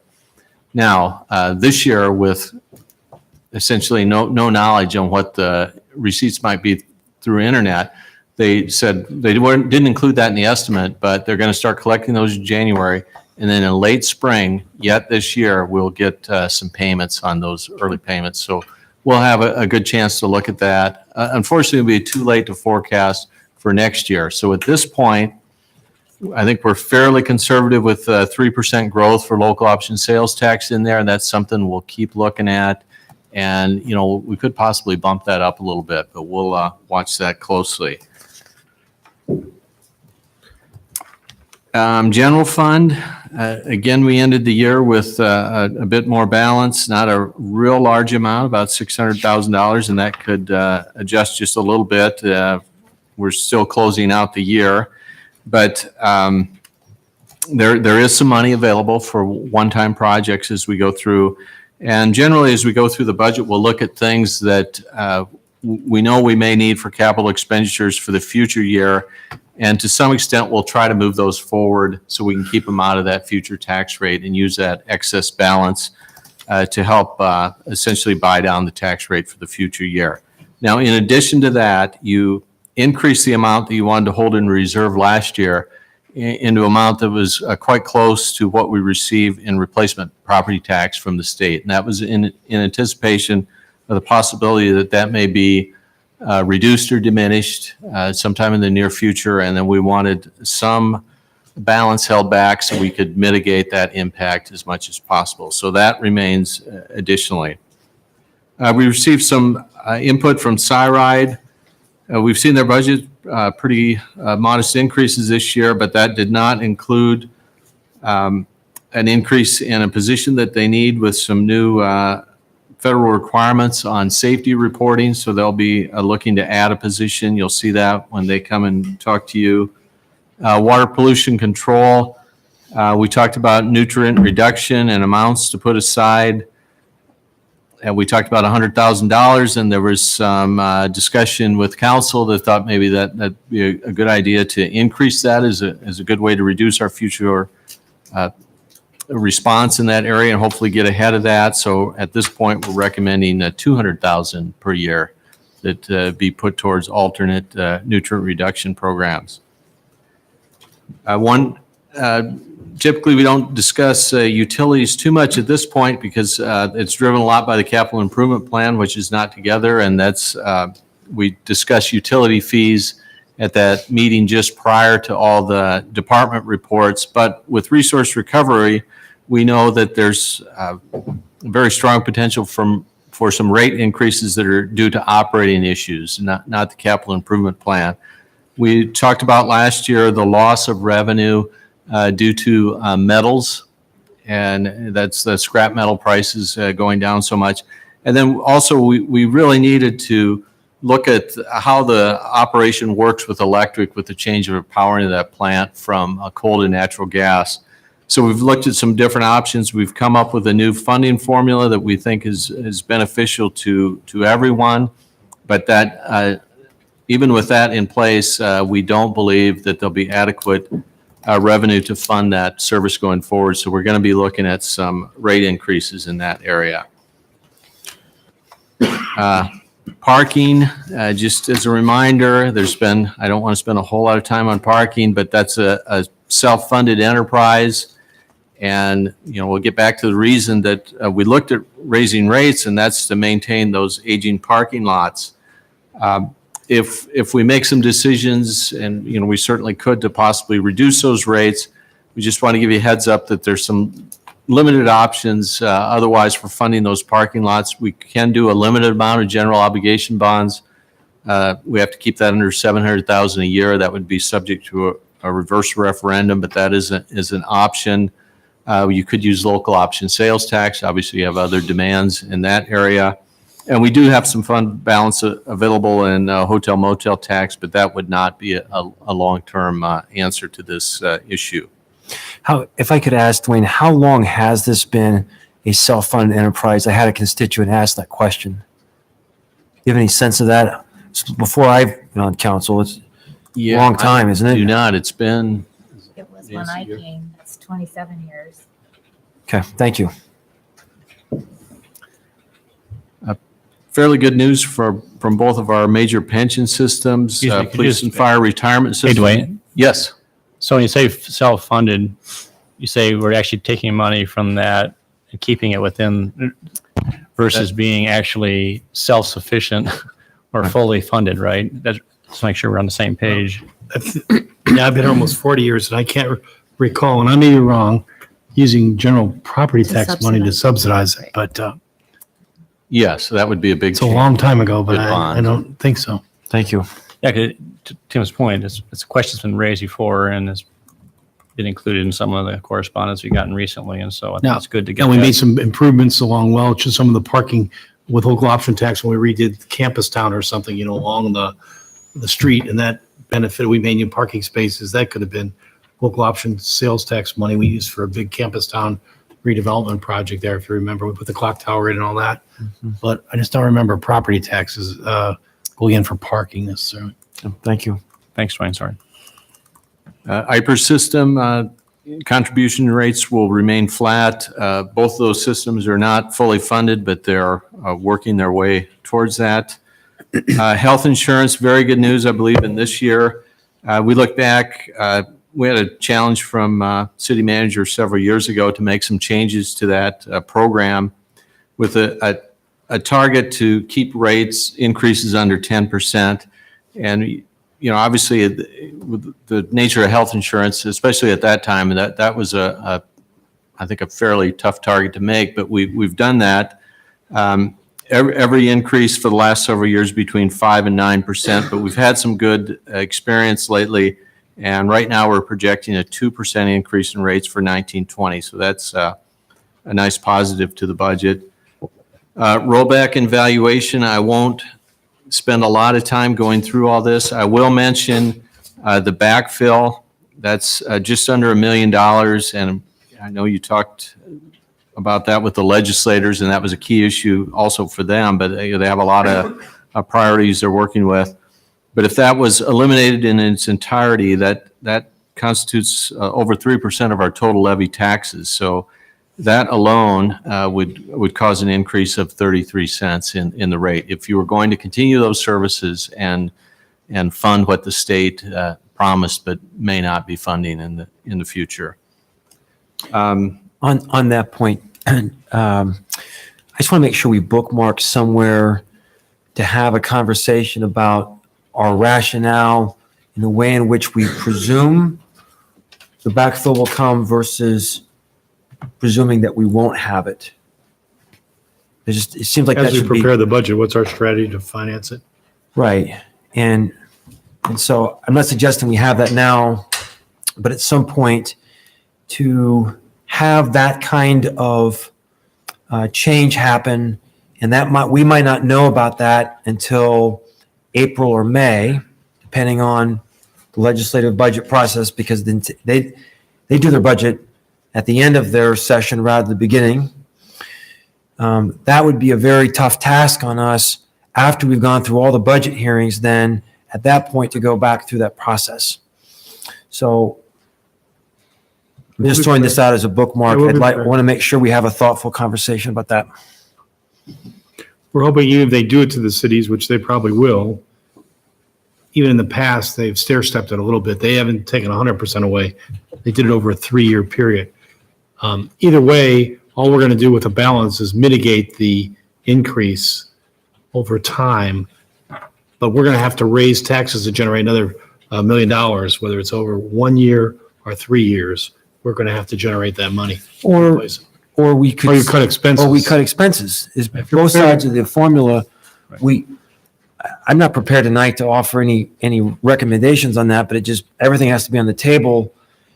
And the idea of across the board budget cuts are offensive to me. But the budget hearings are that time when we have that kind of deliberative process, and I just don't like being thrown at this if they change their mind. Thanks. And speaking of things happening in steps, we take another step in the multi-residential property, moving from a commercial and industrial class taxed at 90% to eventually be taxed at the same rollback rate as residential property. That impacts us around $50,000 a year, and that'll drop down to 75% of the valuation to be taxed this coming year. The actual residential rollback rate is going up a little bit over 1%. If you look back a little bit, in 17-18, it was 56.9. 18-19, it went to 55.6. Now it's going back up to 56.9. So that'll increase the value on residential property, but as we know, that is just a shift in the tax burden. So that would move more of the taxes over to the residential class. Local option sales tax, again, we mentioned we're forecasting a 3% increase in that fund right now. And at this point, I'll turn it over to Brian to talk about asset funding. Thank you, Dwayne. So this brings us to the first issue where we're going to ask for your direction as we move through the next stages in the budget process. For asset, requests to the city and to all of the asset funders overall have increased. The current amount contracted in asset for the city is $1,423,497. The asset agencies are requesting about a 17% increase, a $244,000 increase to the city. Overall, the requested increase to the asset funders as a whole is about $884,000. Now that number seems particularly large, but there are some caveats to that. The primary one is that some of that reflects funding that is provided through the county through juvenile court system funding that is just being reflected in the asset process for the first time. And so even though that looks like it's new money, it's actually just moving that money through the asset process. So that is about a $400,000 out of that $844,000 increase. I'm sorry, Brian, I kind of got lost there on that. Would you? So is that on page 7 or 8? It's not in the report. I'm just providing some context. Okay. So, yes, there's funding that the county provides through the juvenile court system budget to certain asset programs. Okay. And in the past, that funding has not been reflected in the asset process. Gotcha. And this year it will be. Gotcha. But they're not asking Ames to contribute towards it. No. And so it just makes it appear as though there's about a $400,000 increase to the requested funds from the county. So that's a good chunk of that $844,000 overall increase to all of the asset funders. So going forward, will that become confusing for us next year and next year if that's rolled over and all of a sudden we see that larger number? Or is that going to be kept separately? Or It should be less confusing moving forward because it's going to be built in. It's good. The intent is to show where the intent is to show county dollars, all the county dollars that go to asset programs in the same place. Right now, there are funds that go through the juvenile court budget that are sort of hidden from the asset process, even though they're still county dollars going to asset services. So the intent is this shift will just show them all in the same process. so it'll fall underneath the Story County contribution then, you're saying? Right. So my point is that even though the request overall to asset looks much larger than the current year's allocations, a good chunk of that is not an actual increase. It's already built in. It's just now being reflected in the asset process versus the juvenile court budget through the county.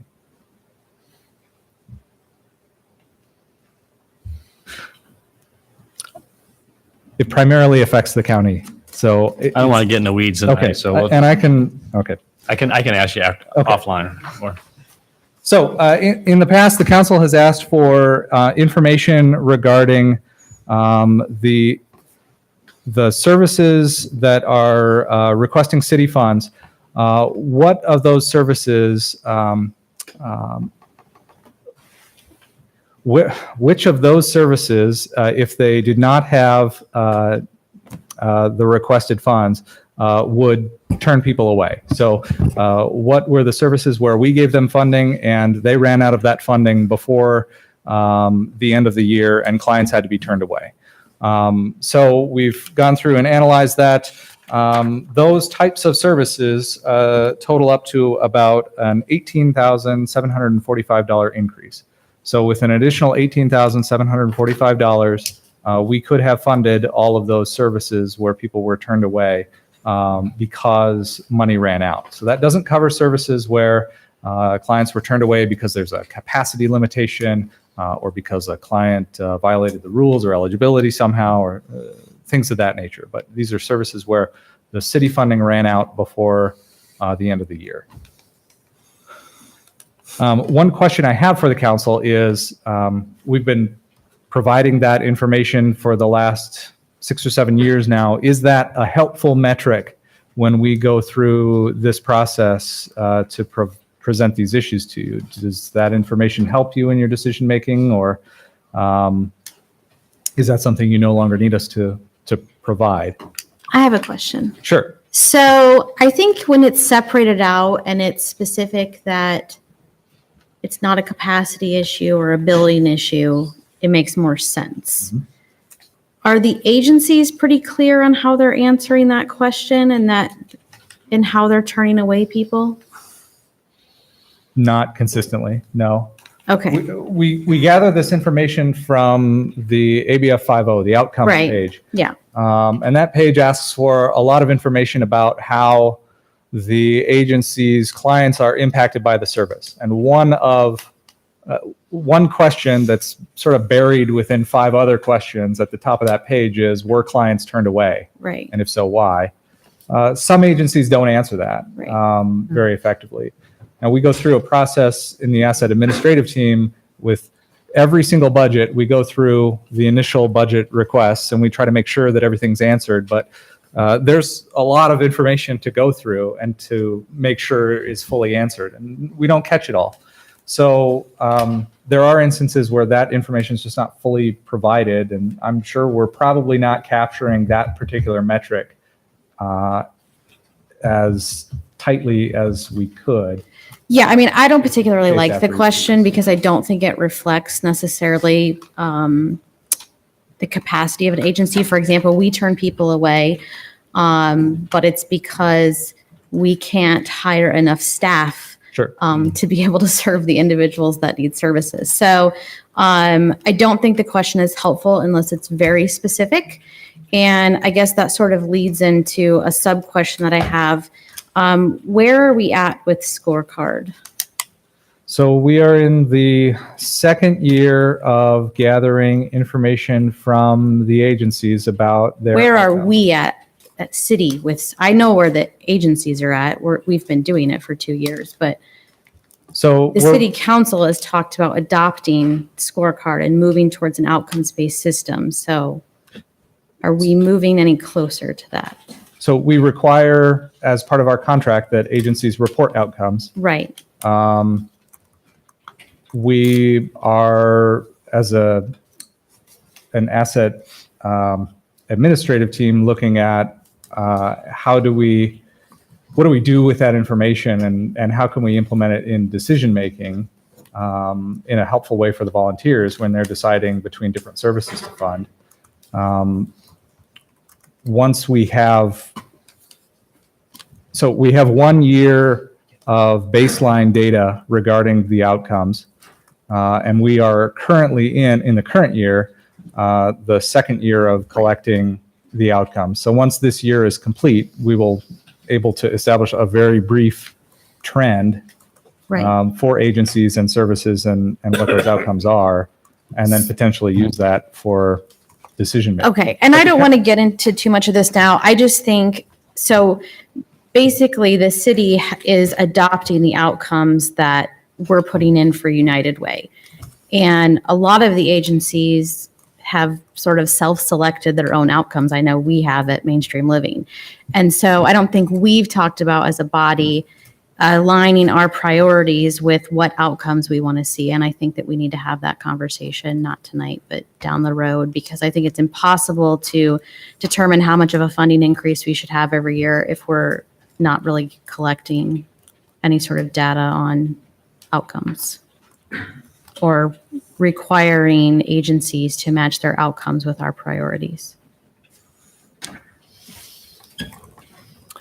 You made a comment. I didn't understand what you meant. Agencies are self, what'd you say they were? So when the scorecard system was put in place, it's still sort of experimental right now, but some of the agencies didn't necessarily align with all of the priorities of the funders. So like in our case, and I know in the case of other people who serve people with disabilities, we selected our own outcomes.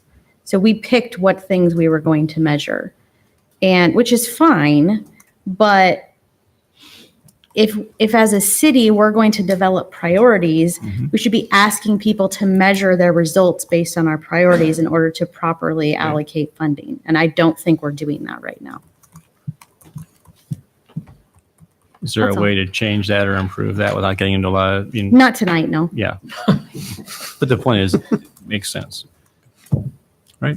Well, I think that would be a good discussion to have at the joint funders meeting. You're going to have a joint funders meeting at the conclusion of the funding recommendations that all of the asset volunteers get together and make. And that would be a good conversation for the other funders to hear so that we can get into alignment if that's the direction that you want to head.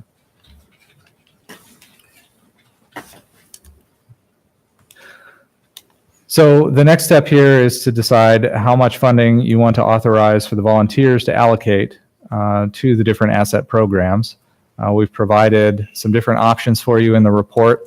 I should note that in the past several years, we have done increases that are in the neighborhood of 5-6%. Those increases are outpacing the growth in the local option sales tax fund. So the asset human services funds are becoming an increasing proportion of that pot of funding. So we've noted for you that the projected growth in the fund is 3%. If you wanted to choose to keep the proportion of human services funding the same, then a 3% increase would be the direction to head. However, that decision is yours to make. The other funders are deciding soon. I think we're the sort of the first of the larger funders to make a decision. The student government makes theirs, I think, in the spring, the year prior. In the last 2 years, theirs has been flat. So, Brian, I need some help. So on page 8, you have the description of the requested increases for Child Serve, ERP, Raising Readers, and YSS. Yes. We don't have any kind of, that I saw in the material, documentation to substantiate those requests. And so when I see a Child Serve request of an increase of 141%, and you have to be careful with percentages. This business of the parking meter sort of drove me crazy tonight with the gamesmanship that went on with that. So let me give it to you in the actual numbers. Sorry, I didn't need to give that comment. So they have 14,000 requested. Can you just give us, Brian, the numbers? It's 141 increase, but so number-wise, from what to what? It'll be in your attachment. 14.4 to 25.3. 472. And so I should mention, those particular services are just provided because those 4 or 5 that are highlighted are the biggest changes requested of the city. Either, so we try to separate out the high percentage increases that are actually really low dollar amount increases. So these 4 or 5 services are just the ones that are tens of thousands of dollars and larger percentage increases. So if you go to the attachment, you can see all of the services that are requested and see what the requested increases or changes are. Sorry, I misspoke, Tim. I said $6,000, from $6,000 to $14,472 for daycare infant, and then $15,000 to $25,326 for daycare. It's on the big spreadsheet. Okay. The first big spreadsheet. But we don't have any explanation of why. I guess that's my point is with all of these, we have the request, but no substantiation of why they're requesting such a larger increase. And so I'm not asking you to judge the merits of particular requests tonight. That's what the volunteers are going to do. Agreed. But we're going to be asked to determine a percentage increase without having any kind of sense of the why. So I'm not sure that I can give you that sense tonight because there's 75 different services, and it'd be pretty challenging to go through each one of them and tell you about the merits of each one. I can give you the summary information, which is in the attachment, but the process you've set up is reliant on the volunteers to investigate this and determine who has earned what allocation. These are just in there as highlights of some of the bigger issues that are going to come up for discussion. Okay. I have a question about the process as well. Sure. So you asked, for example, whether the number of service units turned away was still useful information to us. And I guess my question back to you is, well, given that we're not making sort of decisions at that granularity, at least certainly not tonight, is that information that the volunteers actually value and rely upon in making the recommendations when it comes back to us? Good question. Some. So we provide that particular statistic because the council asked for it specifically about 6 or 7 years ago. I think the volunteers have to balance a lot of different things. They have to balance the priorities of the funders. They evaluate what the current level of service is and how that compares to the proposed level of service. They're evaluating whether the cost per unit of service is reasonable and appropriate compared to other costs per unit of service from other providers. They're evaluating some of the qualitative information they're seeing from their visits to the agencies. They're evaluating the overall financial health of the agency through the audit. My point is we provide a lot of information to the volunteers, and they have a lot of things to balance. So it's one aspect that may play into their decision making, it's probably not the largest. So it's up to them to decide how to take all these data points and turn it into a recommendation. Thank you. Brian, the 3% projected growth in the, maybe this is a Dwayne or Nancy question, 3% projected growth in the local option sales tax, that's the online collection? Is that where our growth is coming from? Or? Well, that was our best guess at this point. We haven't been growing overall, haven't kept up with the population growth and inflation growth. And it's a volatile number. Retail sales is always a little bit. So when we saw the numbers that we know so far this year, and then making some estimate on what we might get in this spring, we believe that we will have a good possibility of making our number for this year. And then we made just some estimate for growth on that going forward. There's a lot, I'm not sure how much online sales there is in Ames. I've heard numbers thrown about. The total market is like 8% online, but that's not, that's not a 8% gain in retail. It's, they're going back and forth between the local and the online. So maybe on a level playing field, we might get more local sales. I don't know. This is just our best estimate at this point. So do you know offhand how long our 5 to 6% increases have been outpacing our local option sales tax? It's been several years now. We could go back. We did that at one point a few years ago, and prepared a report that just kind of showed the council that at some point it would really make a significant impact in how much you then have available for the capital improvement plan. So that's really kind of the longer term decision you probably need to think about. That's the same question I had, was that if council approves, we approved last year 1.423 million essentially and change. Is the pro rata share of the sales tax coming in that's allocated for asset that amount of money, or do we just say we're going to take that much money out of asset and then whatever's left over gets apportioned to other areas, and someone else might get shorted some if we don't get as much sales tax? Does that make sense? Yes. Yeah, it comes out of the fund balance, or it comes out of reductions in capital improvements later on, or shifting of funding and capital improvements. But it's the dollar amount that's fixed, right? As opposed to for the Asset and percentage. Coda, they don't share in any possible reductions in revenue. They'll get funded, assuming they have. We sign contracts with them. So far, we signed a contract, and if all of a sudden sales tax comes in $500,000 less than we anticipated, then we got to either make it up from our fund balance, or we have to go ahead and find a different way or trim something else. Apparently, is that right? That's why we have a balance, though. We hold a balance off for that.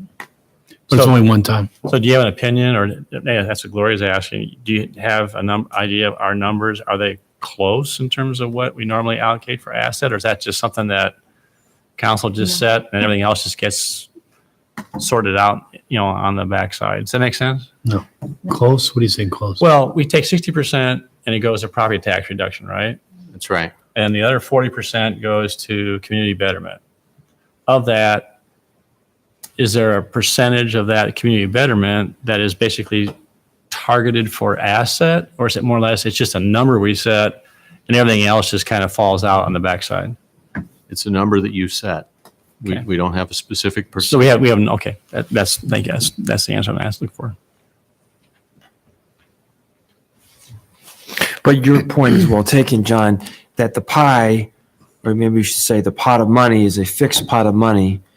And what we take out for asset means there's less money for other things. Yeah. So it's a finite pot of money. Yeah. And so it's a little tricky. We can be generous tonight and feel good about that, but we're doing it in the absence of understanding the implications of what we're not putting our money to. And that's the hard part. Could you speak to that a little further, Dwayne? Well, it really depends on the other items that you want to fund. I mean, if you look, we've got a spreadsheet in the back there. It's public art. It's a municipal band. You tend to It's fund about, those it's about durations. 50/50 of the 40%. When you look at Human Service Agencies, Commission on the Arts, City Council Special Appropriations, Human Service Administration, Public Art, Municipal Band, it's about 1.9, almost $2 million. And the CIP projects for the city, and those are Parks and Rec projects. And remember, a couple of years ago, you made a major commitment in Bike Path that went up to 1.2 million a year. Now, not all that comes out of local option, because when we have construction of new roads, we try to incorporate it in there. So it might be road use tax or some general obligation bonds in there too, but it's about 50/50 how we do that. But there's no hard and fast policy on the council. But we try to do that, try to be about 50/50. So it's possible some year we're going to reach a point where the need in the community for asset might not fit with the model that we have for paying for it under local option sales tax. That's a possibility. Or we got to cut our CIP projects because there's almost $2 million that go into CIP projects. We just have to go down to 1.8 or 1.7 or whatever. Correct. Yeah. So we can do this balancing for a while, but at some point we may have to think about the model which we're taking care of the least of these in our community. Especially if in fact that we're not seeing much growth in sales tax, local option sales tax revenue coming in. And I don't want people to misinterpret. Personally, I think these assets really important. And when these agencies are very, very important, they need to be funded, but it's just more or less getting a handle on how we set that number. Is it more or less just, it's a number. That's what I'm hearing. It's a number. They would commit to it. I think you just have to be careful. Just throwing more money in doesn't necessarily mean what you're getting. So although Human Service Station needed, and they're the least of these, that's why when you get a scorecard or something, you make sure you're getting something in return for it. Just adding money to an agency doesn't necessarily get the service that you want or the most efficient way to get the service. That's all I caution on. That's why you're heading in the right direction by trying to get a scorecard or some way to evaluate what you're spending your money on. So, but that's true. And I agree with you that spending money on something isn't always a guarantee of improved outcomes. Right. However, we're seeing increased needs for things like ERP. I sent an email to you about the increased demands that are being placed on our ERP. And so this is one of the hardest parts, I think, for City Council is that we're asked to make a decision on the pot of money we allocate to asset without fully understanding the implications for everything else. This is difficult. I feel like in some ways we're just sort of picking a number. We are. So Dwayne, on the local option sales tax fund summary, Yes. if we're looking at the available unreserved fund balance, is that really, well, it's literally the bottom line on here, but is that really our bottom line where these percentages take us in our funds? Yes, that's correct. So you do have an amount that you reserve. It's around $1 million. And as I think you've all mentioned, there's some fluctuations. And, if we do have revenues come in less, we fund those other agencies 100%. So we do need to carry a balance. And CIPs, they go up and down. Projects don't come in nice and evenly. So we hold it for that also. Where's and it's not in here, maybe the CIP, the capital improvements grants for human service agencies. That's in the CIP? That came out of the fund balance. I think we took some out of the available general fund balance and then a portion out of local option. And is that still this year too, that it's done, or that it? We have to come back to you because I think you only used half of it, right? Right. Was it 400,000? 250 is what we use. 250 out of how much was it? Yeah, it was 300,000 in the general fund, and we used 250 of that, and then there was 200,000 in local option sales So it's- tax for last year that wasn't used. Yeah, so half of it. Yeah. And is that in the balance or not? It's in the balance, yeah. We didn't carry it forward pending what we wanted to. But are we?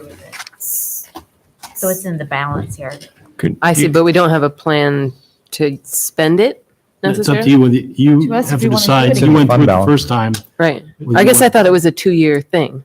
No, we said we were No. going to come back after the first Yeah. year and determine whether it was effective or not. And so you received a report from United Way outlining what the funds were used for. And there was an indication in the report that if you wanted to do it again, they'd be happy to I see. partner again, For but some reason, I thought the it was a council 2-year didn't move to proceed with that, so.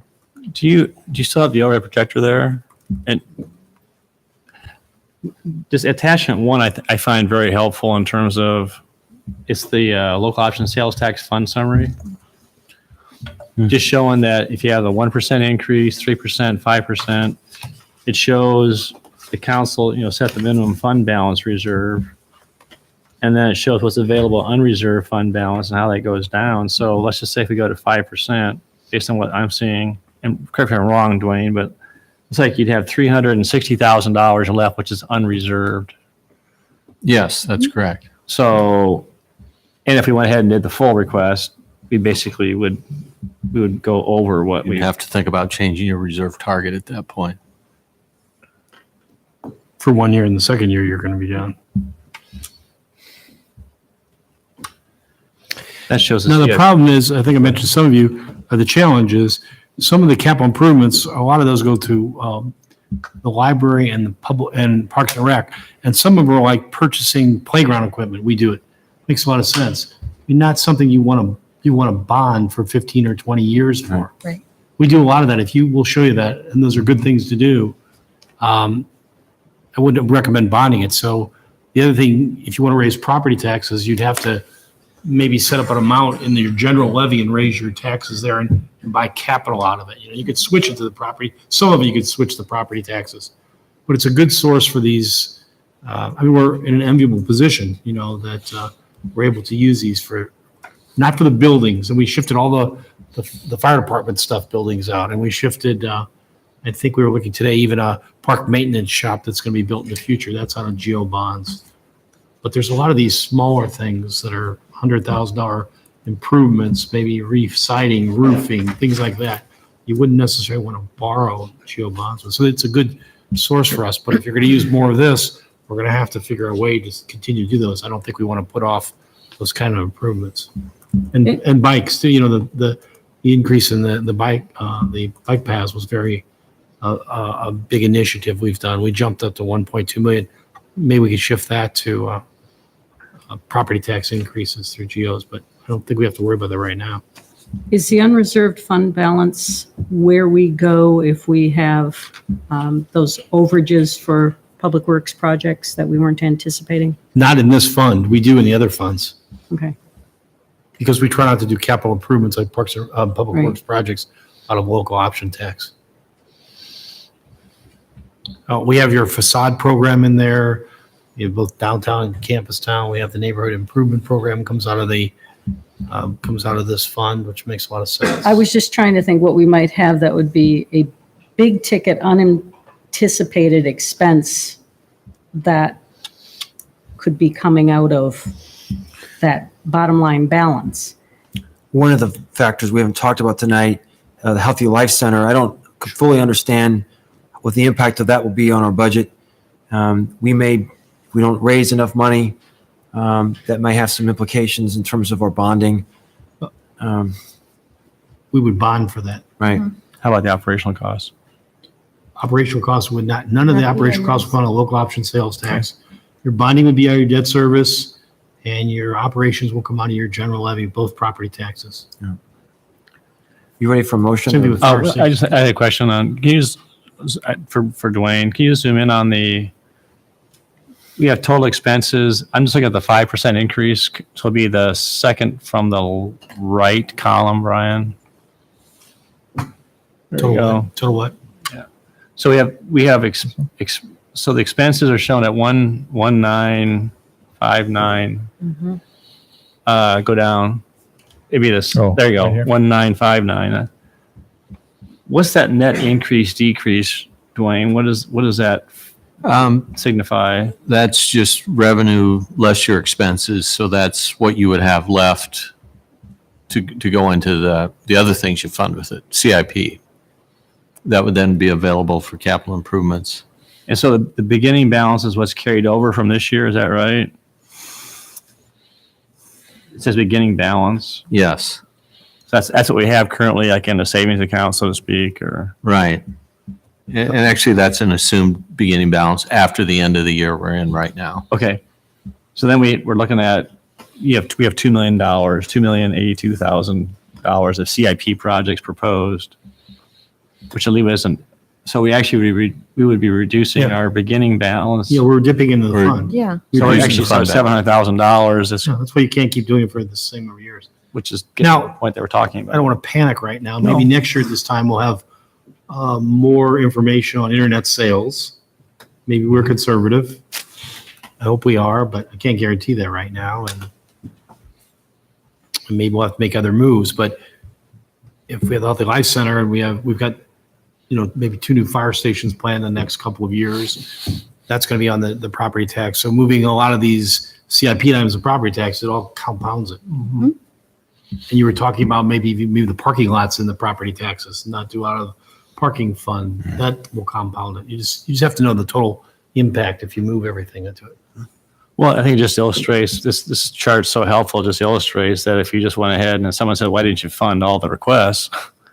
Well, this is what it's going to do. It's going to basically put us, we're going to go below, I understand we're going to go below what you really wanted for a fund balance. Well, nothing to carry over. We'll actually be in the hole essentially. So that's why it's. Well, this funding source is not a bottomless pit. It has some finite nature to it. Maybe you haven't optimized as much, but eventually you're going to optimize it if you moved everything else out. Yeah. You're going to have to come to grips with how much you're going to give each year. What's a reasonable increase? And I think we should feel good that if you look at the expenses, $1.5 million out of $2 million is going into asset.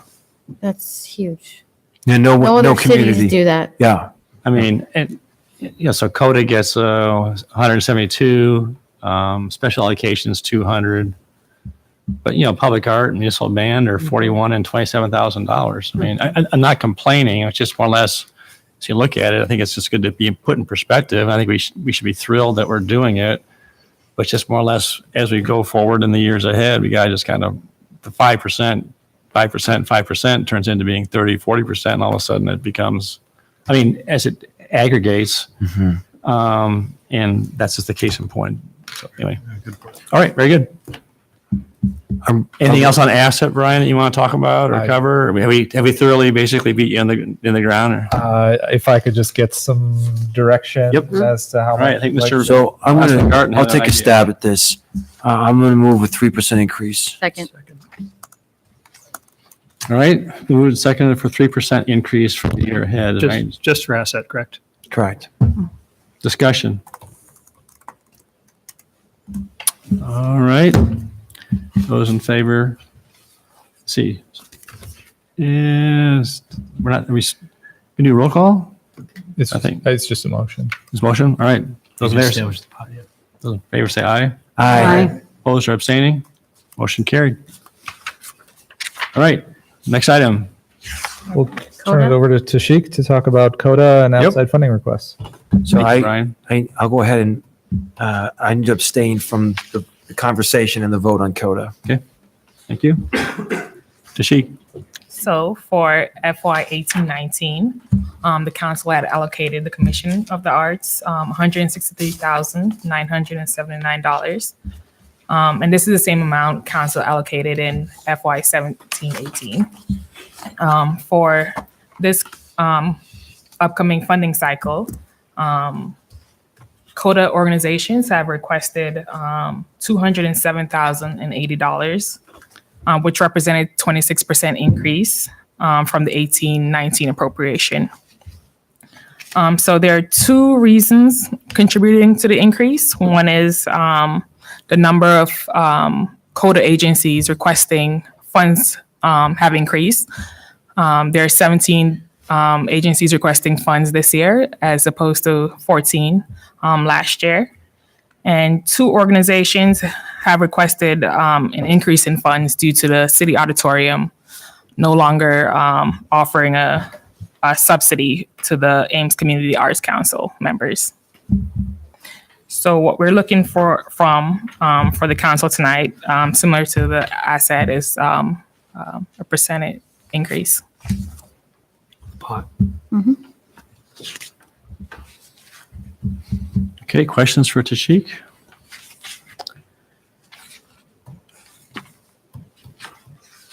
Is there a motion? I would move 3% increase. Second. Okay, moved and second. Discussion? Hearing none. Those in favor say aye. Aye. Opposed or abstaining? Abstain, conflict. Okay, thank you. Okay, so moving on to the outside funding request. We received 8 applications. 7 of the 8 organizations are requesting local option funds. In total, these organizations are requesting $315,400, which is a 68% increase over the 18-19 allocation, which was $188,070. So on initial review of these organizations' applications, we noted that the Campustown Action Association, they are again requesting funds for their cleanup program in the amount of $42,000. During the last funding cycle, the council had allocated CAA $40,000 as a one-time allocation. It was CAA's hope to use funds from their SMID, to replace these funds. Moving on to the Main Street Cultural District, they are requesting the same amount as they were allocated during the last funding cycle. Council had allocated $7,000 from the FY 18-19 Council Contingency Fund for the Smithsonian traveling exhibit. And we have noted that in their application, they're requesting an additional $2,000 for beautification and $2,000 for maintaining their status as a Main Street Iowa community. The Ames Economic Development Commission, they are also requesting the same amount as they were allocated last year, in the amount of $15,000. Council discussed last year whether to whether to fund this program as a one-time request or as an ongoing operating request. And funds for this program, the Workforce Development Project, are supported by the hotel motel taxes. There is one new organization requesting funds, and this is the Community Academy. And they're requesting $58,000 in city funds.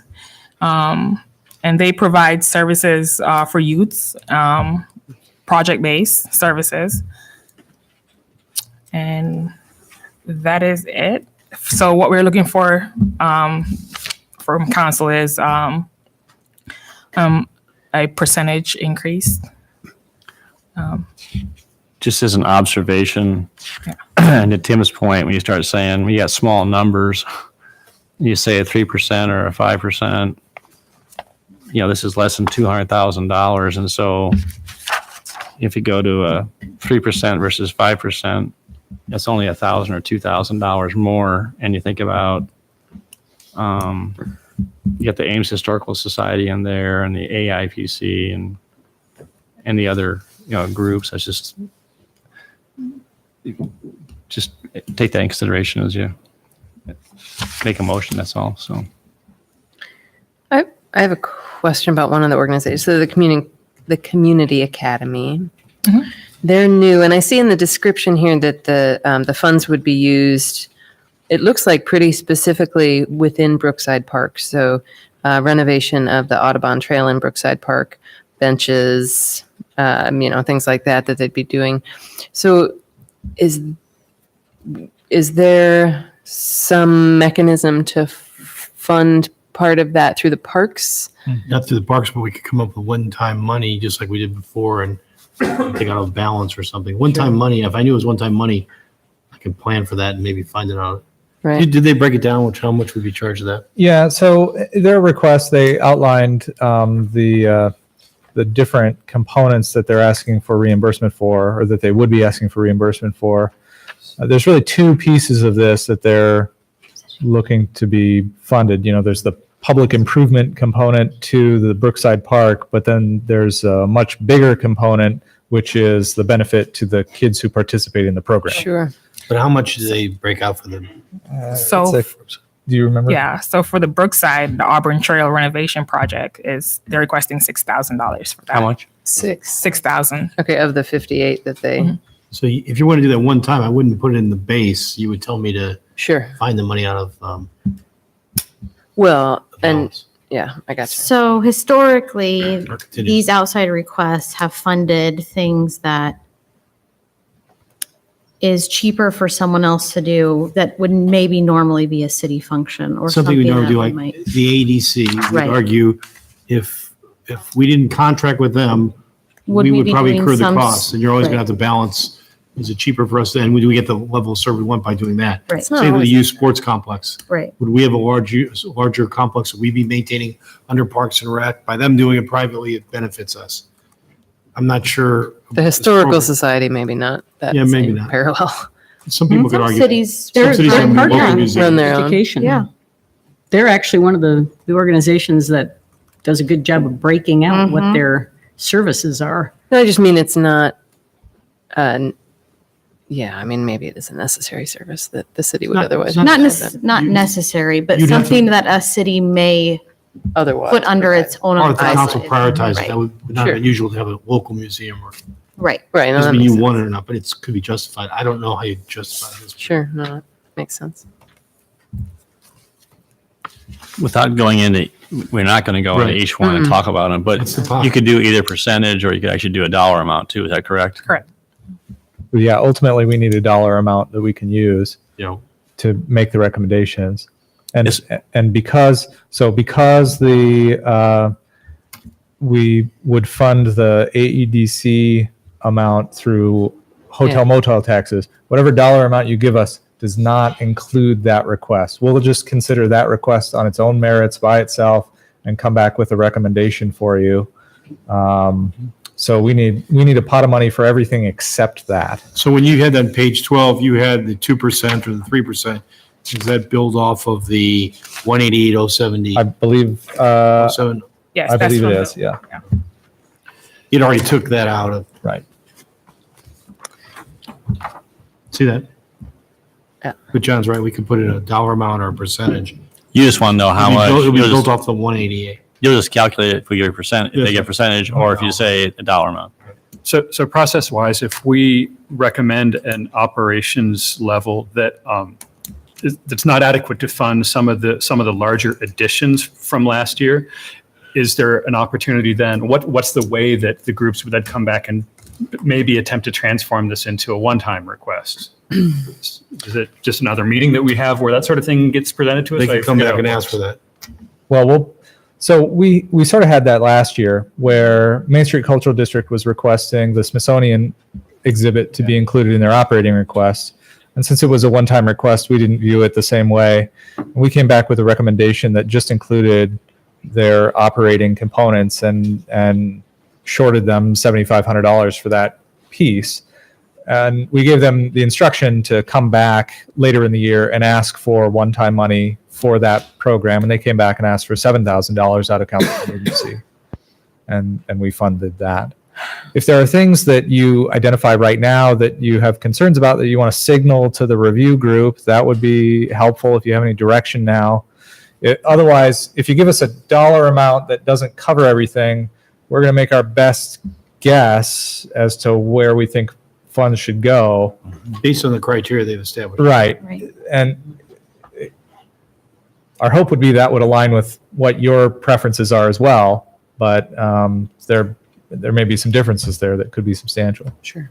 Yeah, I mean, I know we've done some one-time funding things, but I feel like it's kind of a dangerous cycle to get into unless it's the Smithsonian exhibit was kind of a special circumstance, and I would prefer not to do that.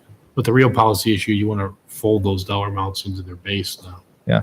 All of these Right. requests, these agencies view these as ongoing requests. Right, Yeah. exactly. Yeah, they're asking. Yeah. Yeah. Did we request that the Campustown Action Association give us some kind of report on what a difference was made by the power washing, that's what this covered, wasn't it? The 40,000? Yes, so I did contact Karen about that report. So she's preparing a report on their time spent and how the money was spent.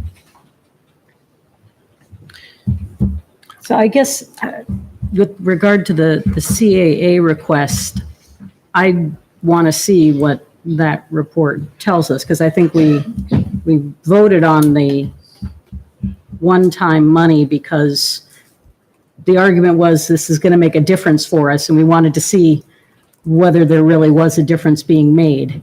And it was a bridge until the SMID came through on the basis Right. SMID would come through. SMID didn't come through, so now all of a sudden they're waiting for the report.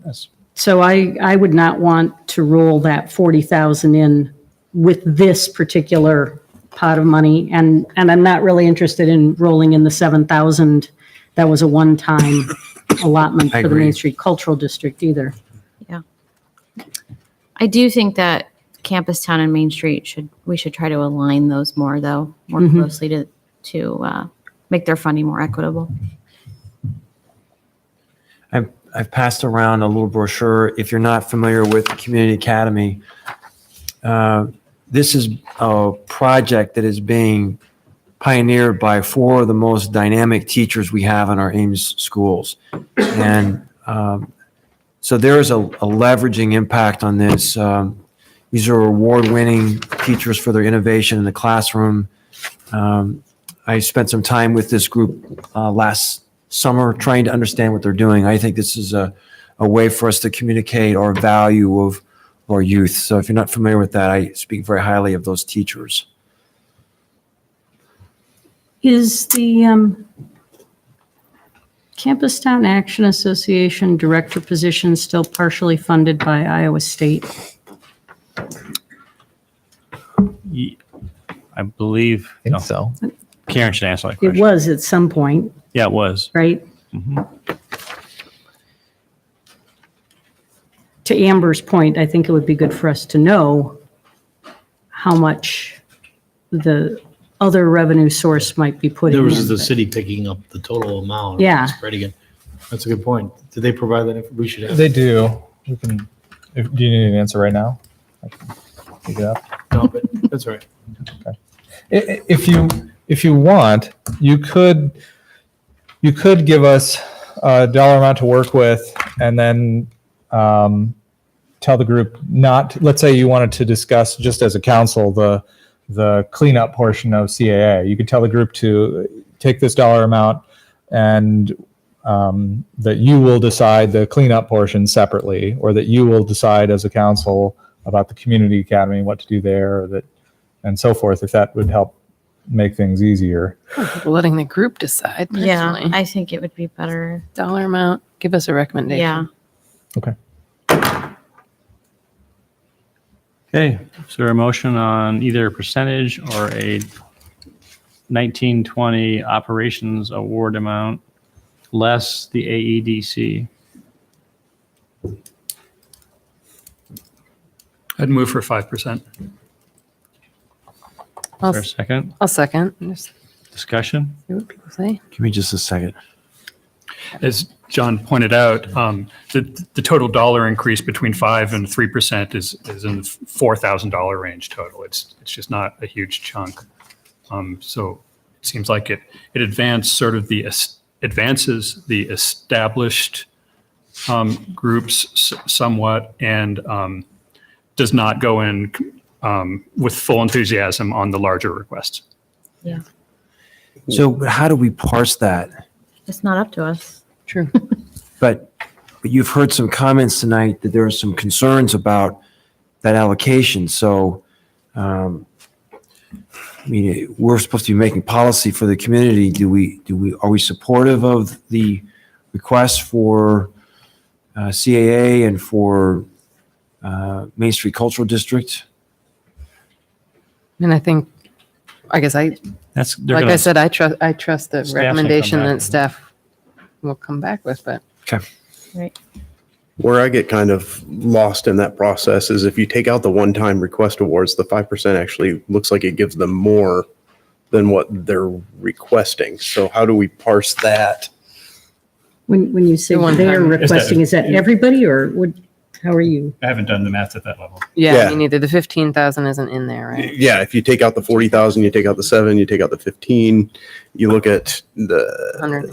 the operations award versus the increase, we have a 6% in there, we have a couple of zeros. Well, 0 doesn't count. We have a 0.4%, a 3.5%, but then the other big increases appear to be due to the one-time awards. So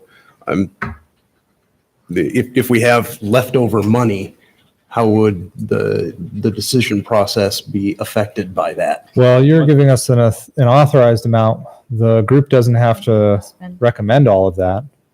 Okay. Now, in practice, I can't recall a time when the groups that make these recommendations have ever. And the recommended increase less than figures, what you authorized. the increase figures in this chart in the staff report are just increases from the 1819 operations awards. Right. Right. Right, not the Correct. one times. Right. Not, Correct. Yeah. Okay. Good. So you got a motion to go up 5%. You could vote on that, and you can come back and give staff a little more direction if you wanted to. I heard someone talking about that, maybe trying to get CAA closer to Main Street Cultural District, for example, and just say, try and work some parity on that. Maybe you want to do some other, without giving it specific numbers, you just give them some direction on what you're looking for. Let them work the numbers, and that makes sense. Okay, go ahead, Steve. I'm just worried when you say parity, is that parity assuming the campus sound's going to be at 71,000 or?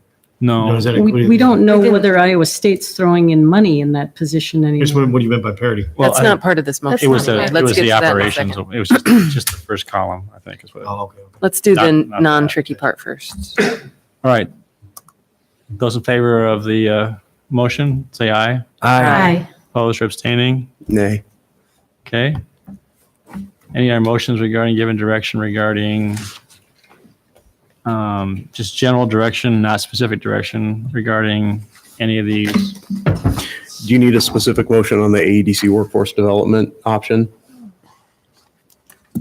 Since that's funded out of a different. It's funded out of a pot. different pot, but does that come in the budget process then, or? Usually make do a we Right. need to decision do we- anything with final that? night. Yeah, we'll still evaluate it alongside all these other requests. We just won't count it against the Right. 5% increased authority. And then we will do the same analysis of it that we do of the other requests and bring it back to you during the budget wrap-up session. And to answer your question, Gloria, ISU's support of CAA has been $25,000 for 16-17, 17-18, and in the adopted 18-19 budget. And then it looks like in the proposed 19-20 budget, it goes down to 18,000. Okay. One of the things that I wonder about is the community academy money. 58,000, surprise, here's a whole new program. And we're looking at programs that we have a track record with that we are not giving $58,000 to. So I wonder about that amount of money. And there's a lot of youth programs in this community. Yeah. And this could set an interesting precedent of lots of requests coming to us. I do assume that that's a factor staff look at, though, right? I don't know. I mean, if we authorize the money, it just feels like we're saying, hey, this sounds great, but I don't know anything about it other than this and anecdotal information. I don't know how much they're getting from their funding levels. I don't know. We certainly Why didn't they're authorize doubling it? enough. We certainly did not authorize enough to cover that. But if we have them in the mix, what we're saying is we want this to be a part of this pool. Not necessarily. We're asking staff to evaluate which Oh, ones. so staff could say we aren't giving you any money. Yes. Correct. Or the team could say we aren't Yes. giving you any money. Not Perhaps. recommending. That's- Yeah, Team I could just have recommend no concerns funding. because it just feels like this is there and I don't know anything about it. When we And that's a big dollar amount that Yeah. they're looking for. That is fair. Yeah, I would say we do see it upon staff's recommendation, and we can modify at that time. So just, is there any direction you'd like to give staff in terms of just some general ideas or principles you're trying to go towards, or just let them come back with it and we'll just work with it at that point in time? I think they should make recommendations. I'm sorry. I think staff should make recommendations. I assume you get the information on what the organization is offering, right? Partnership. What they put on their application. So- Okay. Anything else? Just a couple quick items. We included kind of as a placeholder, the amount of funding for the Public Art Commission, the same as in the current year. You'll hear from them in January. I'll just quickly mention road use tax. That per gallon tax increase went up 10 cents a gallon 3 years ago. That was well needed to maintain the streets at the level that our citizens desire. But I just want to point out that the DOT forecast for the coming year is for no increase. They're looking at 0.4% increase over the budget for the current year. But I will mention that we do have relatively low fuel taxes right now and still pretty good economy. And our experience has been in the past, if those two conditions continue to exist, road use tax will go up beyond what we expect. So a little guarded on that one. I mentioned briefly, and I think we gave you a staff report, but I always like to remind you of things. When you see the budget this year, it's going to be in a new format. Nancy has done a tremendous amount of hard work to make that big leap to really get us up to what's a more modern format. And we've had a great feedback from the departments that are working with that. And we think that it's going to give you a lot better tie with your goals and how the money is budgeted and how that goes towards accomplishing these goals. So we'll see that pointed out in a lot more places in the budget, but just a heads up, it's going to look different. And we think it's going to look better. So we'll wait for your feedback on that also. Are you finding more money for us too, or? No, it'll just. Oh, okay, all right. It'll the same. At one what will look cost, better. Dwayne? How much is that nice look going to cost us? There's extra funds. Cheaper. I bet it's cheaper. That's No right. extra. Okay. Anything else? That's it. We Any have questions town for budget staff? Input attached. That's. all This is good. great. Thank you for putting it together. Can you Very remind us real helpful. quickly on the schedule of what's next for the budget process? Next is the CIP workshop, where the departments will do their presentations. That I think is January 14th, maybe. And then we do the kickoff for the overview of the budget is February 1st, possibly. It's a Friday afternoon, 2:00. And then the budget presentations by the departments will be the next week. And then we'll do the budget wrap up. Are you looking at your calendar? I'm looking at my Dwayne? calendar. Yeah, you're Um, right on schedule there. the second Tuesday, which is a regular meeting, we do it ahead of time. It's the 12th. The 12th is the wrap up. And that's when we would make the final decisions about some of the things we talked about tonight. Thank you. All right. I'm sure we'll see you a lot next month. Thank you. All right. Item 31, staff report on transparency regarding tax incentives. Steve? If you recall, it was back in March, I think, that you asked for a recommendation from me on how we could improve or provide more advanced notice to the public regarding upcoming decisions when incentive requests from developers were going to come to the city council. So it's termed transparency, but I don't want you to think we're providing any different level of information we would before. The real question is, how much advance notice do we want to give you and the public before we bring it to the council for a decision?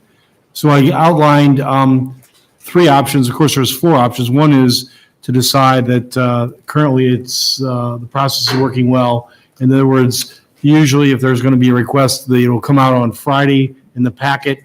The public will be notified, or those people who pay attention will be notified of the issue, and then there'll be a council asked to vote on something on the next Tuesday. So think of it as a 3 or 4, 5 day advance notice. Now, other ways you could handle this, I've given 3, and they're kind of in ascending order. If you wanted to provide advance notice, you'd have to decide first on how many weeks advance notice. I'm suggesting 2 weeks would be preferred. That's 2 weeks normally, at least 2 weeks. And the first way you could handle it, option one, would be at that meeting during council comments or sometime during the council, I would report and inform you and the public that there'll be an upcoming decision needed on a project with general information, such as a developer's coming in with a project downtown and they're thinking they're asking for a TIF rebate, 10-year TIF rebate, and we'll warn you that's coming. Now, the positive or negative aspects of it, the positive aspects, it will be on the agenda for those that will be at a meeting, so it will be publicly announced 2 weeks in advance. That's good. That's different than we have today. The negative aspect, you got to be watching and paying attention to the council meeting, because other than watching it, it probably won't come out in the minutes for 2 weeks after that I even made that comment. If you want to ratchet up a little bit more, you could actually have that I put this on the agenda. There would be an agenda item with a report saying this is upcoming issue. The level of information won't be any more, but at least it'll be on an agenda item. So people watching agendas will be able to follow that. And thirdly, the distinction is you wait until we have a full-blown, I've negotiated all the facts, I've got all the facts, I've created the full-blown report that normally goes to the council on Tuesday. But what I would do, I'd bring it to you 2 weeks in advance and I'd say, do not make any decisions on it. I now have all the information you're going to need. You're not going to get any more information. You would then accept it and then table it. Because what you don't want to do is start talking about it at that meeting and then talk about it 2 weeks later. Right. But that means we'd have to have it fully negotiated, all the information in place for you 2 weeks prior to you making a decision. So both you and the public will have all the information that you're going to receive from us, from staff, will be at that meeting. Now, there may be other options here, but that's what I could come up with. So first you have to decide whether you think the system needs to be improved at all. If you do, how many weeks in advance do you need to give the public, and what level of depth do you need to give them? So I just have two questions. One I asked you before, but I was going to ask again just so everyone could hear the question and answer. So on these, say just for discussion's sake, we're looking at option 1 or 2, where it's notice given at a council meeting in advance, but maybe not with all the full detail of option 3, right? So option 1 or 2, of all the tax abatement or incentive packages that you've negotiated in the past, 5 to 10 years, would any of them have been hindered or rendered ineffective by going with either option 1 or 2? That is to say, would any of the packages we've offered companies failed because of? No, I think companies or businesses know they're dealing with it. No, we're going to go public with this. Yeah. So I don't know how it would ever affect them. They're requesting it. I don't make deals behind the smoke door. I only make recommendations, and they know it's got to be brought before the council in public, and a resolution has to be made. So I don't think it would inhibit anyone in that case. And then something you implied at the. But the downside could be sometimes, I just know what's going to happen, that all of a sudden there's going to be a deal made and it's the state, and the state's going to put it up for their Iowa Economic Authority. They're going to say, we need an answer from the city right away. And sometimes we won't have 2 weeks to respond. It may happen. So that would be not because we drove the developer away, it's just that because of that time frame, I couldn't get an answer from the city council. I maybe could get you all the information you want, but sometimes you might have to make a more expedited decision-making process. Steve, do you know how often that has happened? Doesn't happen a lot, but it could happen. And we could certainly, in a case like that, we could suspend this rule in order to make an expedited decision. If you allow that in your policy, yes. Sure. Now, all these, I gave you a variety of incentives, and really the one that we wouldn't come before you on is the urban revitalization, the industrial tax abatement. Normally, you've already passed an ordinance that allows that to happen. The assessor decides on that, not you. Sure. If they qualify. The only reason it might come before us if we try to do that within one of our TIF districts, like at ISU Research Park, we have negotiated that you can't go after a tax abatement at the same time, you know, in one of our. Overlapping. But we waived that for the John Deere, but it took John Deere, so it required council action. So normally your industrial tax payment wouldn't come before you, except in special cases. My You second. got one more, Ron, another question. Go ahead. Yeah, my second question. You kind of implied it, Steve, at the beginning of your presentation, but I just want to make sure I understand. So the information that you would give out 2 weeks prior, to the discussion of the item on the agenda, that wouldn't violate any sort of confidentiality or non-disclosure agreements or anything like that. So, putting this information All the on. information we give out is the same they have to give out to the Iowa Economic Development Authority. I mean, we're going to talk about jobs created and values of property if they're going to build buildings and those kind of things. So no secret info being put on these that would be harmful. No, I think if we had a problem with that, we'd have a problem 2 weeks hence. Yeah. We're not going to give out that information. Well, so Steve, qualitatively, what's the difference between number 2 and number 3? Very important difference. Number 2 is going to be on the agenda, but a generic reference that something will be coming, such as there's going to be a company that wants to build the research park, and they're going to be asking for a TIF or something, okay, a 10-year TIF. Number 3 is I'm going to have the fully cooked project has been negotiated. The same final report that I would give to you with all the facts will be going to you in number 3. So I big misphrased difference. my question. From the staff perspective, qualitatively, what's the difference?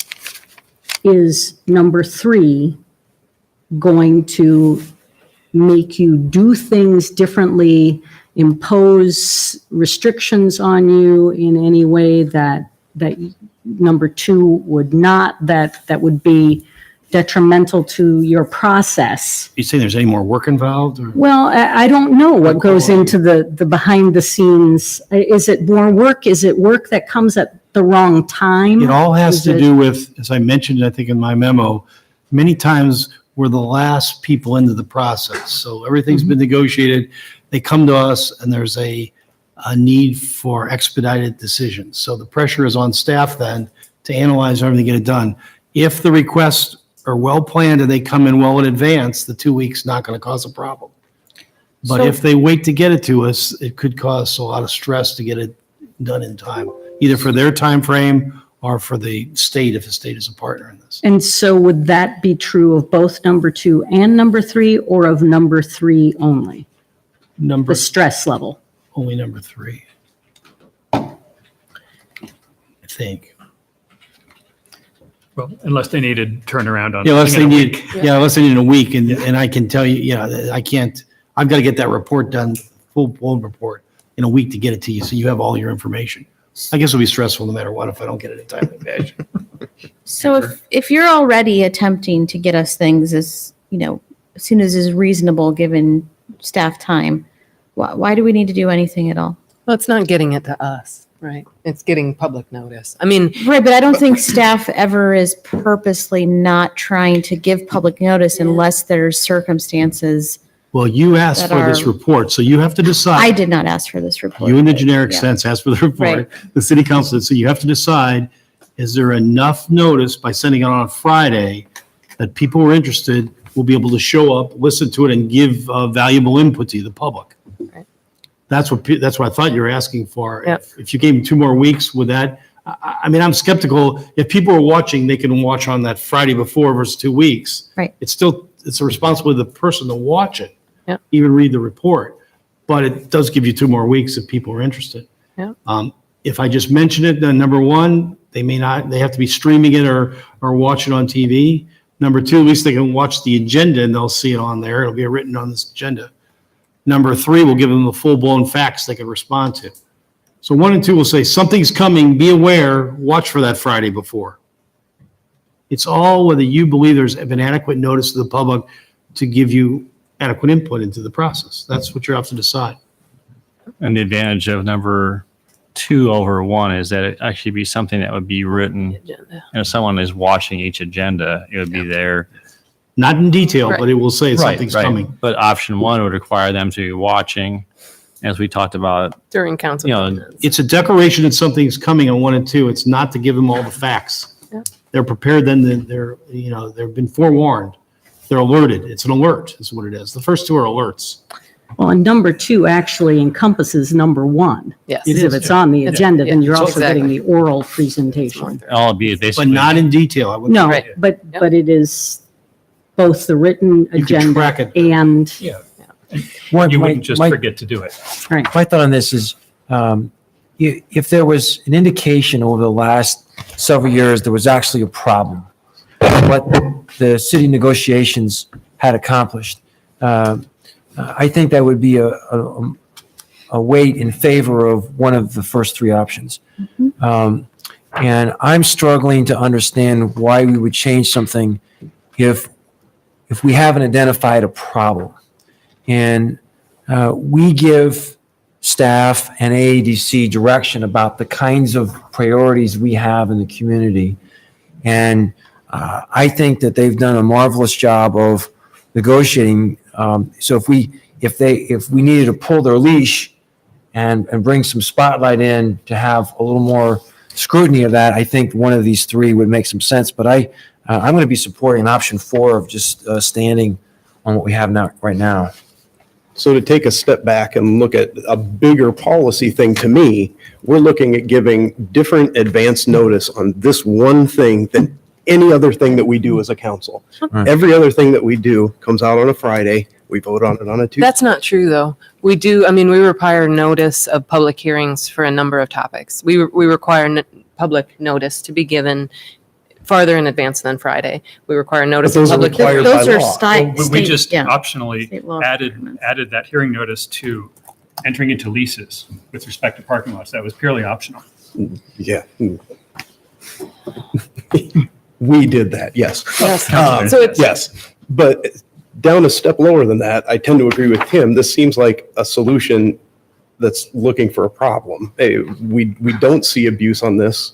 ADC and staff both know what our expectations are. If they give us something crazy, we're going to vote it down. So your staff knows what's going on. We aren't required to do it. We have situations where,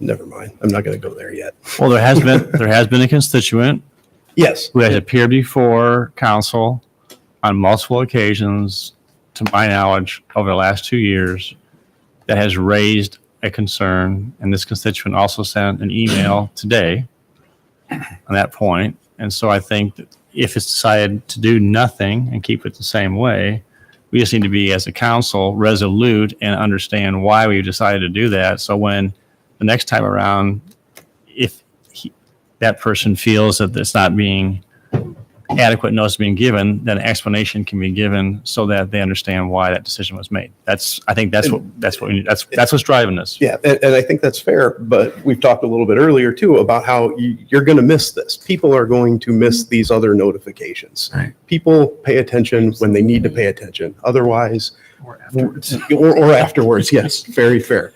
So I guess I'm still not sure what we're getting by heading down a different path than where we are. So can I flip that? Just what I'm wondering is, what do we lose by putting it on an agenda 2 weeks before? I'm not leaning toward report number 3 or option number 3, but what do we lose by putting it on there? And that's a serious question. And Steve, are we losing something by putting that out there? Are we losing negotiating power? Are we losing any kind of footing in the agreements? And I don't perceive that putting it on the agenda says we don't trust staff. Right.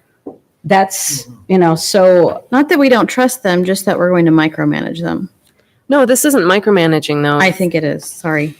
So do we need public input on this, or? Well, we will. Can I get my I think it's answer good to my for question council. first? Go ahead. Go ahead.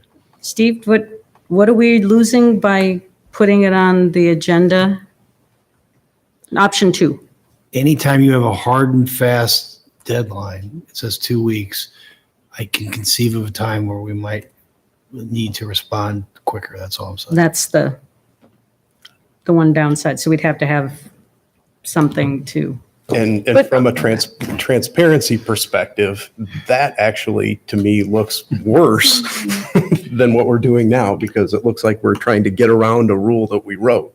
See, I mean, if a policy had been adopted and all of a sudden it just got waived because of. Yes. When do we make the exceptions? But that is why this got brought up, is because we were asked to make a particular decision in haste, triggered this, request for transparency.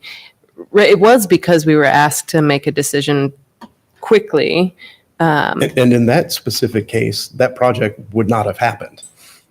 Yeah. Well, we would have. Which one are you referring to? The Barilla project. They Well, were we would have had to fully make an prepared- exception they were to fully this, prepared yes. to build that someplace else. Yeah. For me, it's not about micromanaging staff. It's just about educating the public, right? Giving the public the information that this is coming up. Advance notice. That's pretty much it. So it's more transparency, not many downsides. Well, and I'm putting it in the context of the discussions we've been having about parking and who knew what when. And I tend to agree that people are probably not going to see this, but I guess I've come around to the thinking that more information about many things that we're doing may at least make it possible for us to say, look, it was in there. Yeah. If you didn't see it, it's on you. And so it's the notification issue. It's not transparency. As far as I'm concerned, we are already being transparent. But I still come back to, I don't know why we wouldn't do it, given the fact that we're being criticized right and left for other things when we've tried to be transparent and do outreach. I feel like we could probably just vote at this point. Okay. Yeah. I mean, we're just. Is there any open public input that wants to address council on this topic?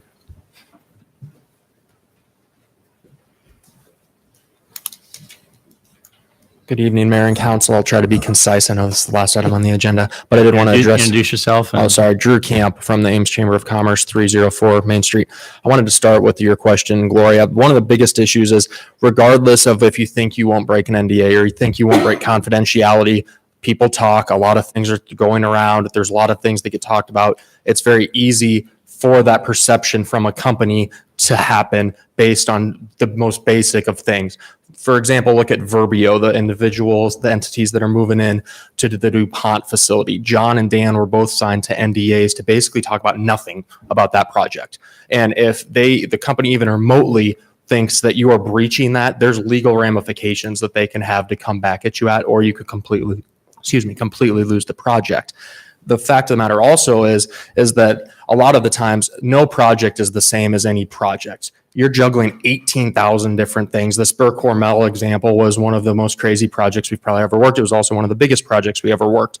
But the thing is that most of the time you're going to be dealing with IDOT, you're dealing with the Economic Development Administration, you're dealing with the IDA, you're dealing with so many different people. And when things finally come together, there's no 2-week parameter on that. It happens like that. It can take forever. It can take the shortest amount of time. And there's no project by project basis on that. There's no benchmark. There's no anything that you can say this is how it works, because it's completely project by project basis.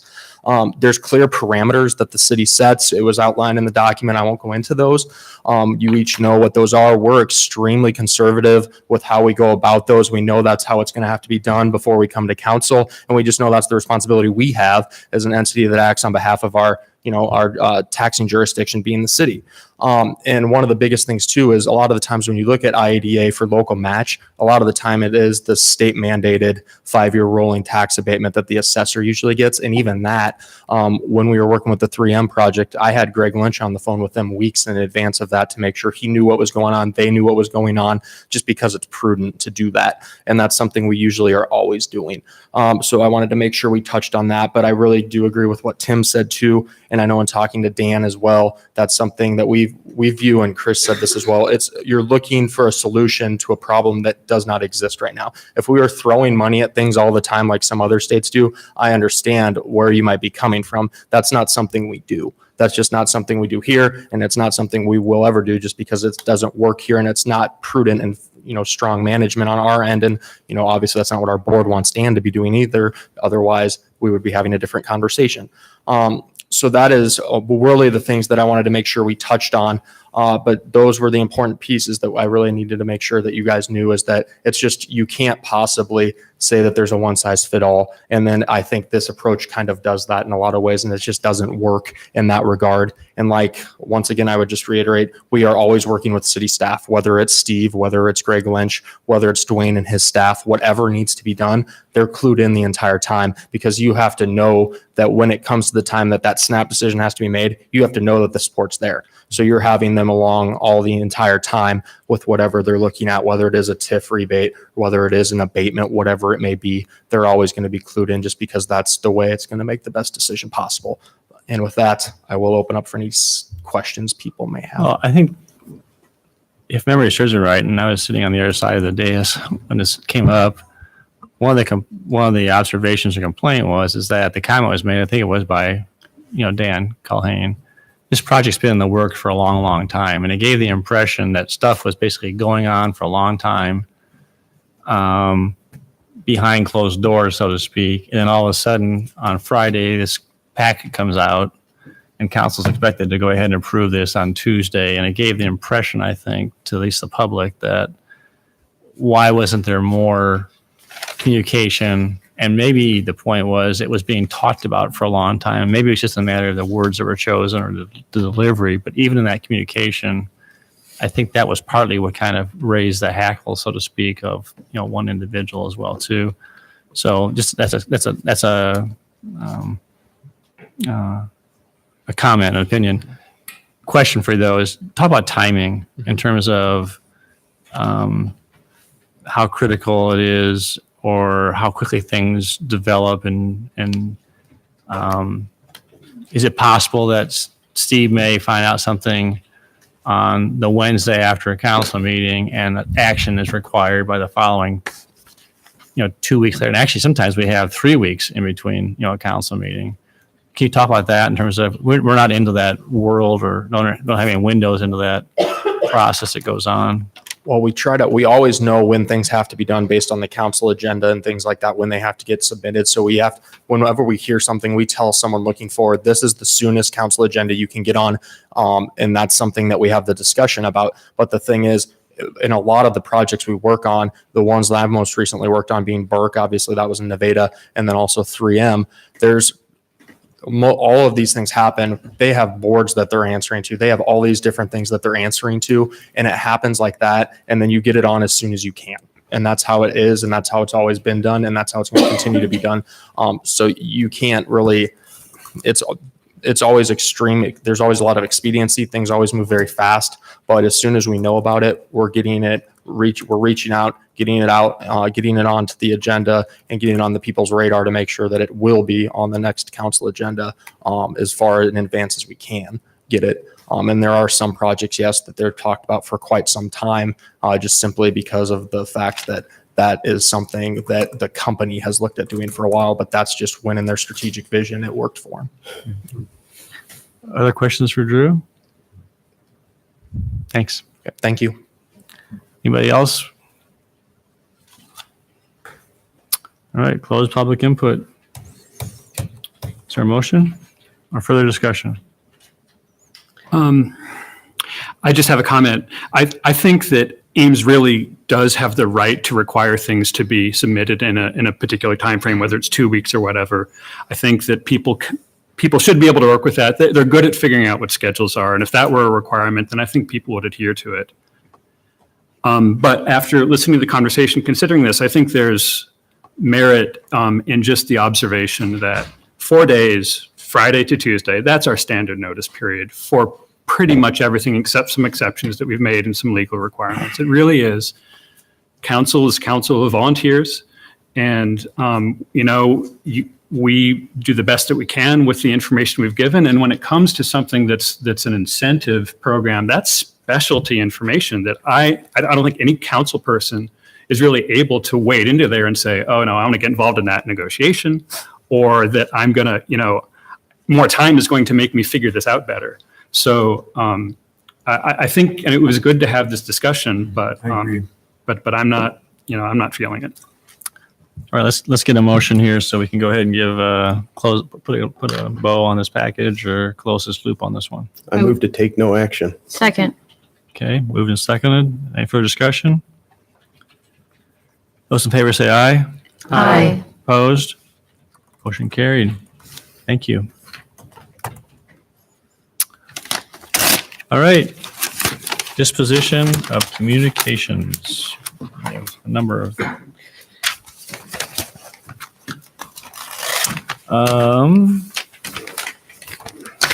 And actually, council, just for your information, you're going to see a Newbro law firm letter that just came in today. So we'll make that number 5. And I'll just offer a suggestion to you on that. So What about the letter that we got from Bob Haug then? Does that also get added? I mean, you want us to read this and act on it tonight? oh, you know what? Good point. No, we're gonna, I just violated our own policy. This is gonna go on next week's. Thank you. Thank you. Sorry. My apologies. You're right. Unfair. Yep. All right. We got 4 items. I would move to refer the Champlain Lloyd Farm request for annexation to staff. For a memo. We need to give a memo. Yes. Second. Number 2? Number 2. Yes. Number 1's just a FYI, right? That's correct. That's Yeah. correct.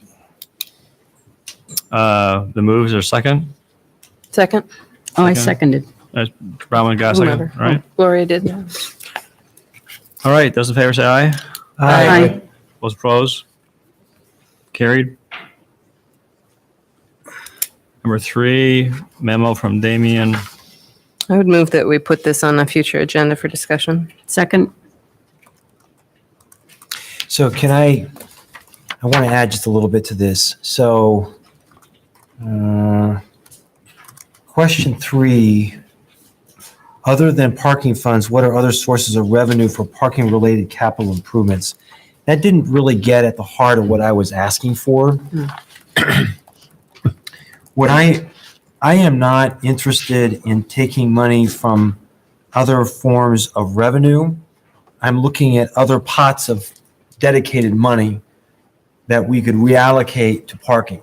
So if we believe in parking as a self-sustaining fund, I'm not particularly interested in, and maybe the council is, in increasing taxes to cover this. Okay, then I don't understand your question. I'm sorry. What other pots of money? You want pots of money? You want city money to pay for this? So what you're getting at? I don't understand what you're saying. Or are there other sources on the budget that we could reallocate to cover this parking? So are you saying rather than increasing it, you want to work on cutting expenditures someplace and reallocating? Exactly. Well, that will be up to you to help me prioritize what services we're doing now that you'd like to cut out. Is that what you're saying? It You is. want to reduce, and you want to reduce them in what fund? In the general fund? You're not, I don't believe you're going to take it from the water fund to the sewer fund. or the No, of electric- course not. And that's So why you're we're talking putting about- it on an agenda for discussion. Though? Well, And I don't, but when we're coming back for discussion, the question 3 is looking at only sources of revenue, that the general fund revenue or GO bond revenue, that's right. local option sales taxes or road use tax. That's right. That'd So be it, that's, right? that's working under a presumption that we're going to tax our way to solve this problem. Okay, so the other one, you want to reduce expenditures in those funds. It has to be Yes. in that area. Yes. But that's we'll have to work with you in a workshop on that.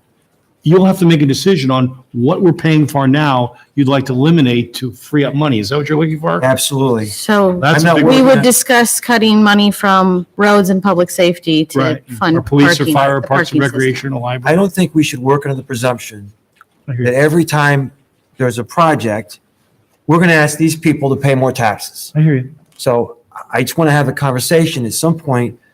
Fiscal governance means that we do less somewhere else to take care of this obligation. That's all I'm suggesting. That's right. And that will be a good discussion for the council as policymakers Correct. to help lead it. Because Correct. you want to cut police, you want to cut fire, you want to cut parks and recreation, do you want to cut the library? And that depends, what your priorities are, I guess. Correct. Or roads, if it's road use tax, cut maintenance on roads. Those are all open for discussion, but it needs a policy direction from the council. Right. I can tell you I thought you want what sources we can finance it from. Mhm. And you can certainly, increase taxes, increase all that. But if you're saying same level expenditures citywide, but you want to free up money, you're gonna have to take it away from something that's there now, which will affect service levels. Cities, I'm telling you guys, cities all over Iowa have to go through this right now. We've had the luxury, we just add on to the tax base. But everybody else has to make these kind of hard decisions, and we've been sort of immune from it. And I just don't work under the presumption that just because we're going to do something, and I'm going to be supportive of reducing the parking rates. But that's a discussion for the Right. time that we have it on the agenda, right? I'm not suggesting that we have it right now, but the way the memo is framed, unless you're reading something I'm not, Well, it we doesn't can, put that on there. but we can discuss other things when we get to the parking topic other than, Well, I'm just asking staff to be prepared for further discussion on that. I'm telling you, when we bring that back, we can bring it back even next week, this whole memo. That will be a very lengthy discussion on Right. prioritizing. I don't know if you're gonna be prepared to deal with that. If it's a budget issue, it's a budget question. It almost. absolutely is a budget It almost begs a separate workshop on what you'd like to see cut out. So at this point, Tim, are you just looking for the pots of money that we can use to spend on parking and pots of money we can't use to spend on That would be parking? helpful. Okay, Or I've given you that. We have that. I've given you that. General fund, think of property taxes, road use tax. road use tax, if it's related to parking on streets, not parking lots, okay? Local option tax, you could see if you add another major expenditure out there, how it's going to eliminate, we don't have enough money probably to add another expenditure onto the local option tax, right? Correct. But I'm saying those are the ones that are possible. I don't think you want to take it out of the resource recovery, the storm sewer utility, the water, the sewer, electric. I mean, you have those are your sources of revenue. This is just not a dialogue we can have right now. I'm just trying to clarify what you expect. Yeah, I don't want to frustrate you because when we bring it back, Right. Just to clarify, Brian, I haven't asked for a substantive discussion. I've just asked for clarification on the memo. So we're fine moving it to another agenda. Okay. Yeah, I'm confused about what it means to actually put this Yeah, I am memo too, 'cause as an agenda item. I'm not interested in this. Yeah, Discussion because of parking rates. Isn't that- that's specific. Well, isn't that mostly what the memo is about? the memo is Mostly. about that. Is that the intention then, that we would just have a sort of free form discussion and perhaps make some motions, because it's nothing's really exactly teed up to, Right. I guess I would, yeah. So we got the data, we raised the parking rates. We're getting a parking study, but we're gonna put this on an agenda to discuss lowering the parking meter rates before we have any additional information. I guess we can't discuss the topic, we can't discuss the meat of the issue at this meeting. So if we want to talk about, I'm actually having a discussion on whether we should be discussing this. That's my question. right, no, I mean, I guess you can vote no. I will be voting Yeah, no. that's fine. So the point is that the heart of the issue is the question 2 in the memo, which really everything else is built around. If you reduce the revenue by reducing the parking meter rate, then you have less to put into capital improvement. It'll take longer to do. You'll get there. Exactly. before you skip- Yeah. So do you delay that? That's really the heart of the issue. Is that correct? That's what you're, that's, all The rate issue is the heart of the issue, Yes, the yeah. heart of what I was talking about. right. So there's a motion made and seconded. Go ahead. Just to be clear, is it all four? I think there are 4 questions. Are you just talking about the 5? Are you just talking about the rates now? Is it the whole issue? All of them will be discussing, or you just meant the parking Well, I rate? don't need, I mean, I guess I can modify my motion. Question 5, we got our answer for that. So, Do you want to withdraw your motion and make a new one? yeah, I'll withdraw my motion. I'm just trying to clarify. Okay. Let's just do, So this memo actually gives you background information in order to actually discuss question 2, correct? I was looking at, yes, exactly. Yeah. So question 1 isn't really as much of a question there, just info. Yeah. So I guess I would move that we put a discussion about modifying downtown parking meter rates on a future agenda. Second. If people don't want to, I totally understand. I mean, I know that, there's support out there for waiting for the parking report, but I feel like, Someone addressed this in public comment. I mean, in public forum, they read the letter, you've gotten communication on it. So yeah, exactly. All right. We should give them an answer. And would that be inclusive then, inherent to that, of looking at the other sources of revenue? It would be, No. it would seem to be, I mean, we, Not just the rates. I'm fine having a discussion about that too, I guess. Yeah, I mean, it Seems would like be they're- 2 and 3 are kind of wrapped in together. Yeah. if it's on the agenda, it would seem like it would be germane to the conversation. Yeah, Yeah, it does. exactly. All right. Those in favor of the motion, say aye. Aye. Opposed? Nay. All right, motion carried. Staff report 4, any action? I would move we put that on the agenda, Second. All right. Future agenda? future agenda. All right, those in favor say aye. Aye. Opposed? Motion carried. All right. That's all of the communications. Council comments. Gloria. So I actually have a question, and it regards Tim's question about those other pots of money. We heard from Brian, I think, that we never came back to the issue of the capital improvement grant fund. Is that money already allocated as a placeholder, or is that something that we had not yet?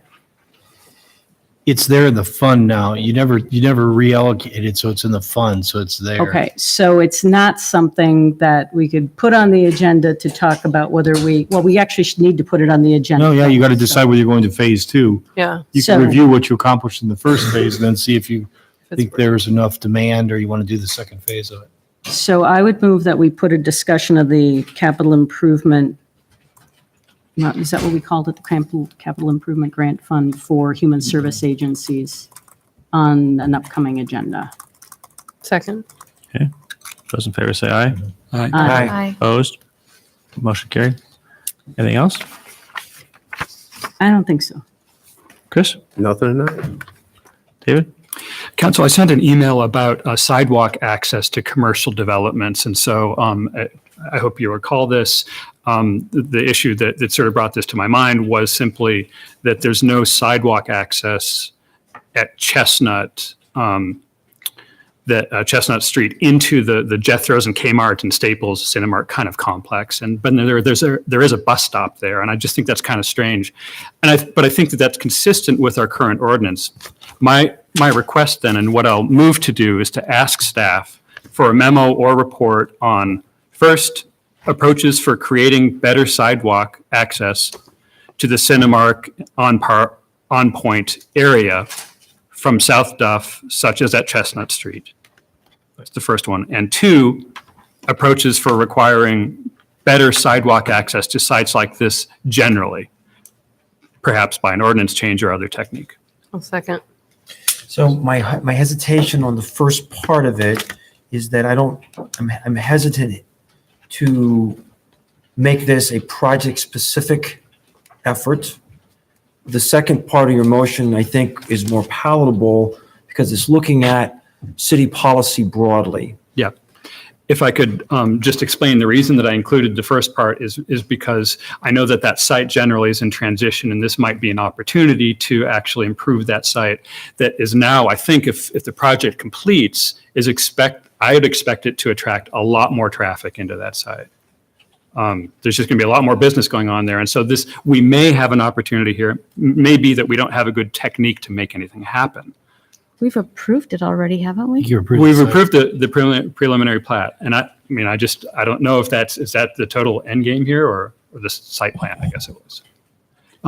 That's why I'm asking for a memo, because I kind of don't know. So maybe I could ask instead, maybe this is the kind of thing, Steve, that would be good to do with just a deep dive with just on where we are with the approved plat. Sure. Memo. Or just a phone call. I mean, I don't know what that requires. We did change our sidewalk ordinances couple, 3 years? Well, part of the Yes.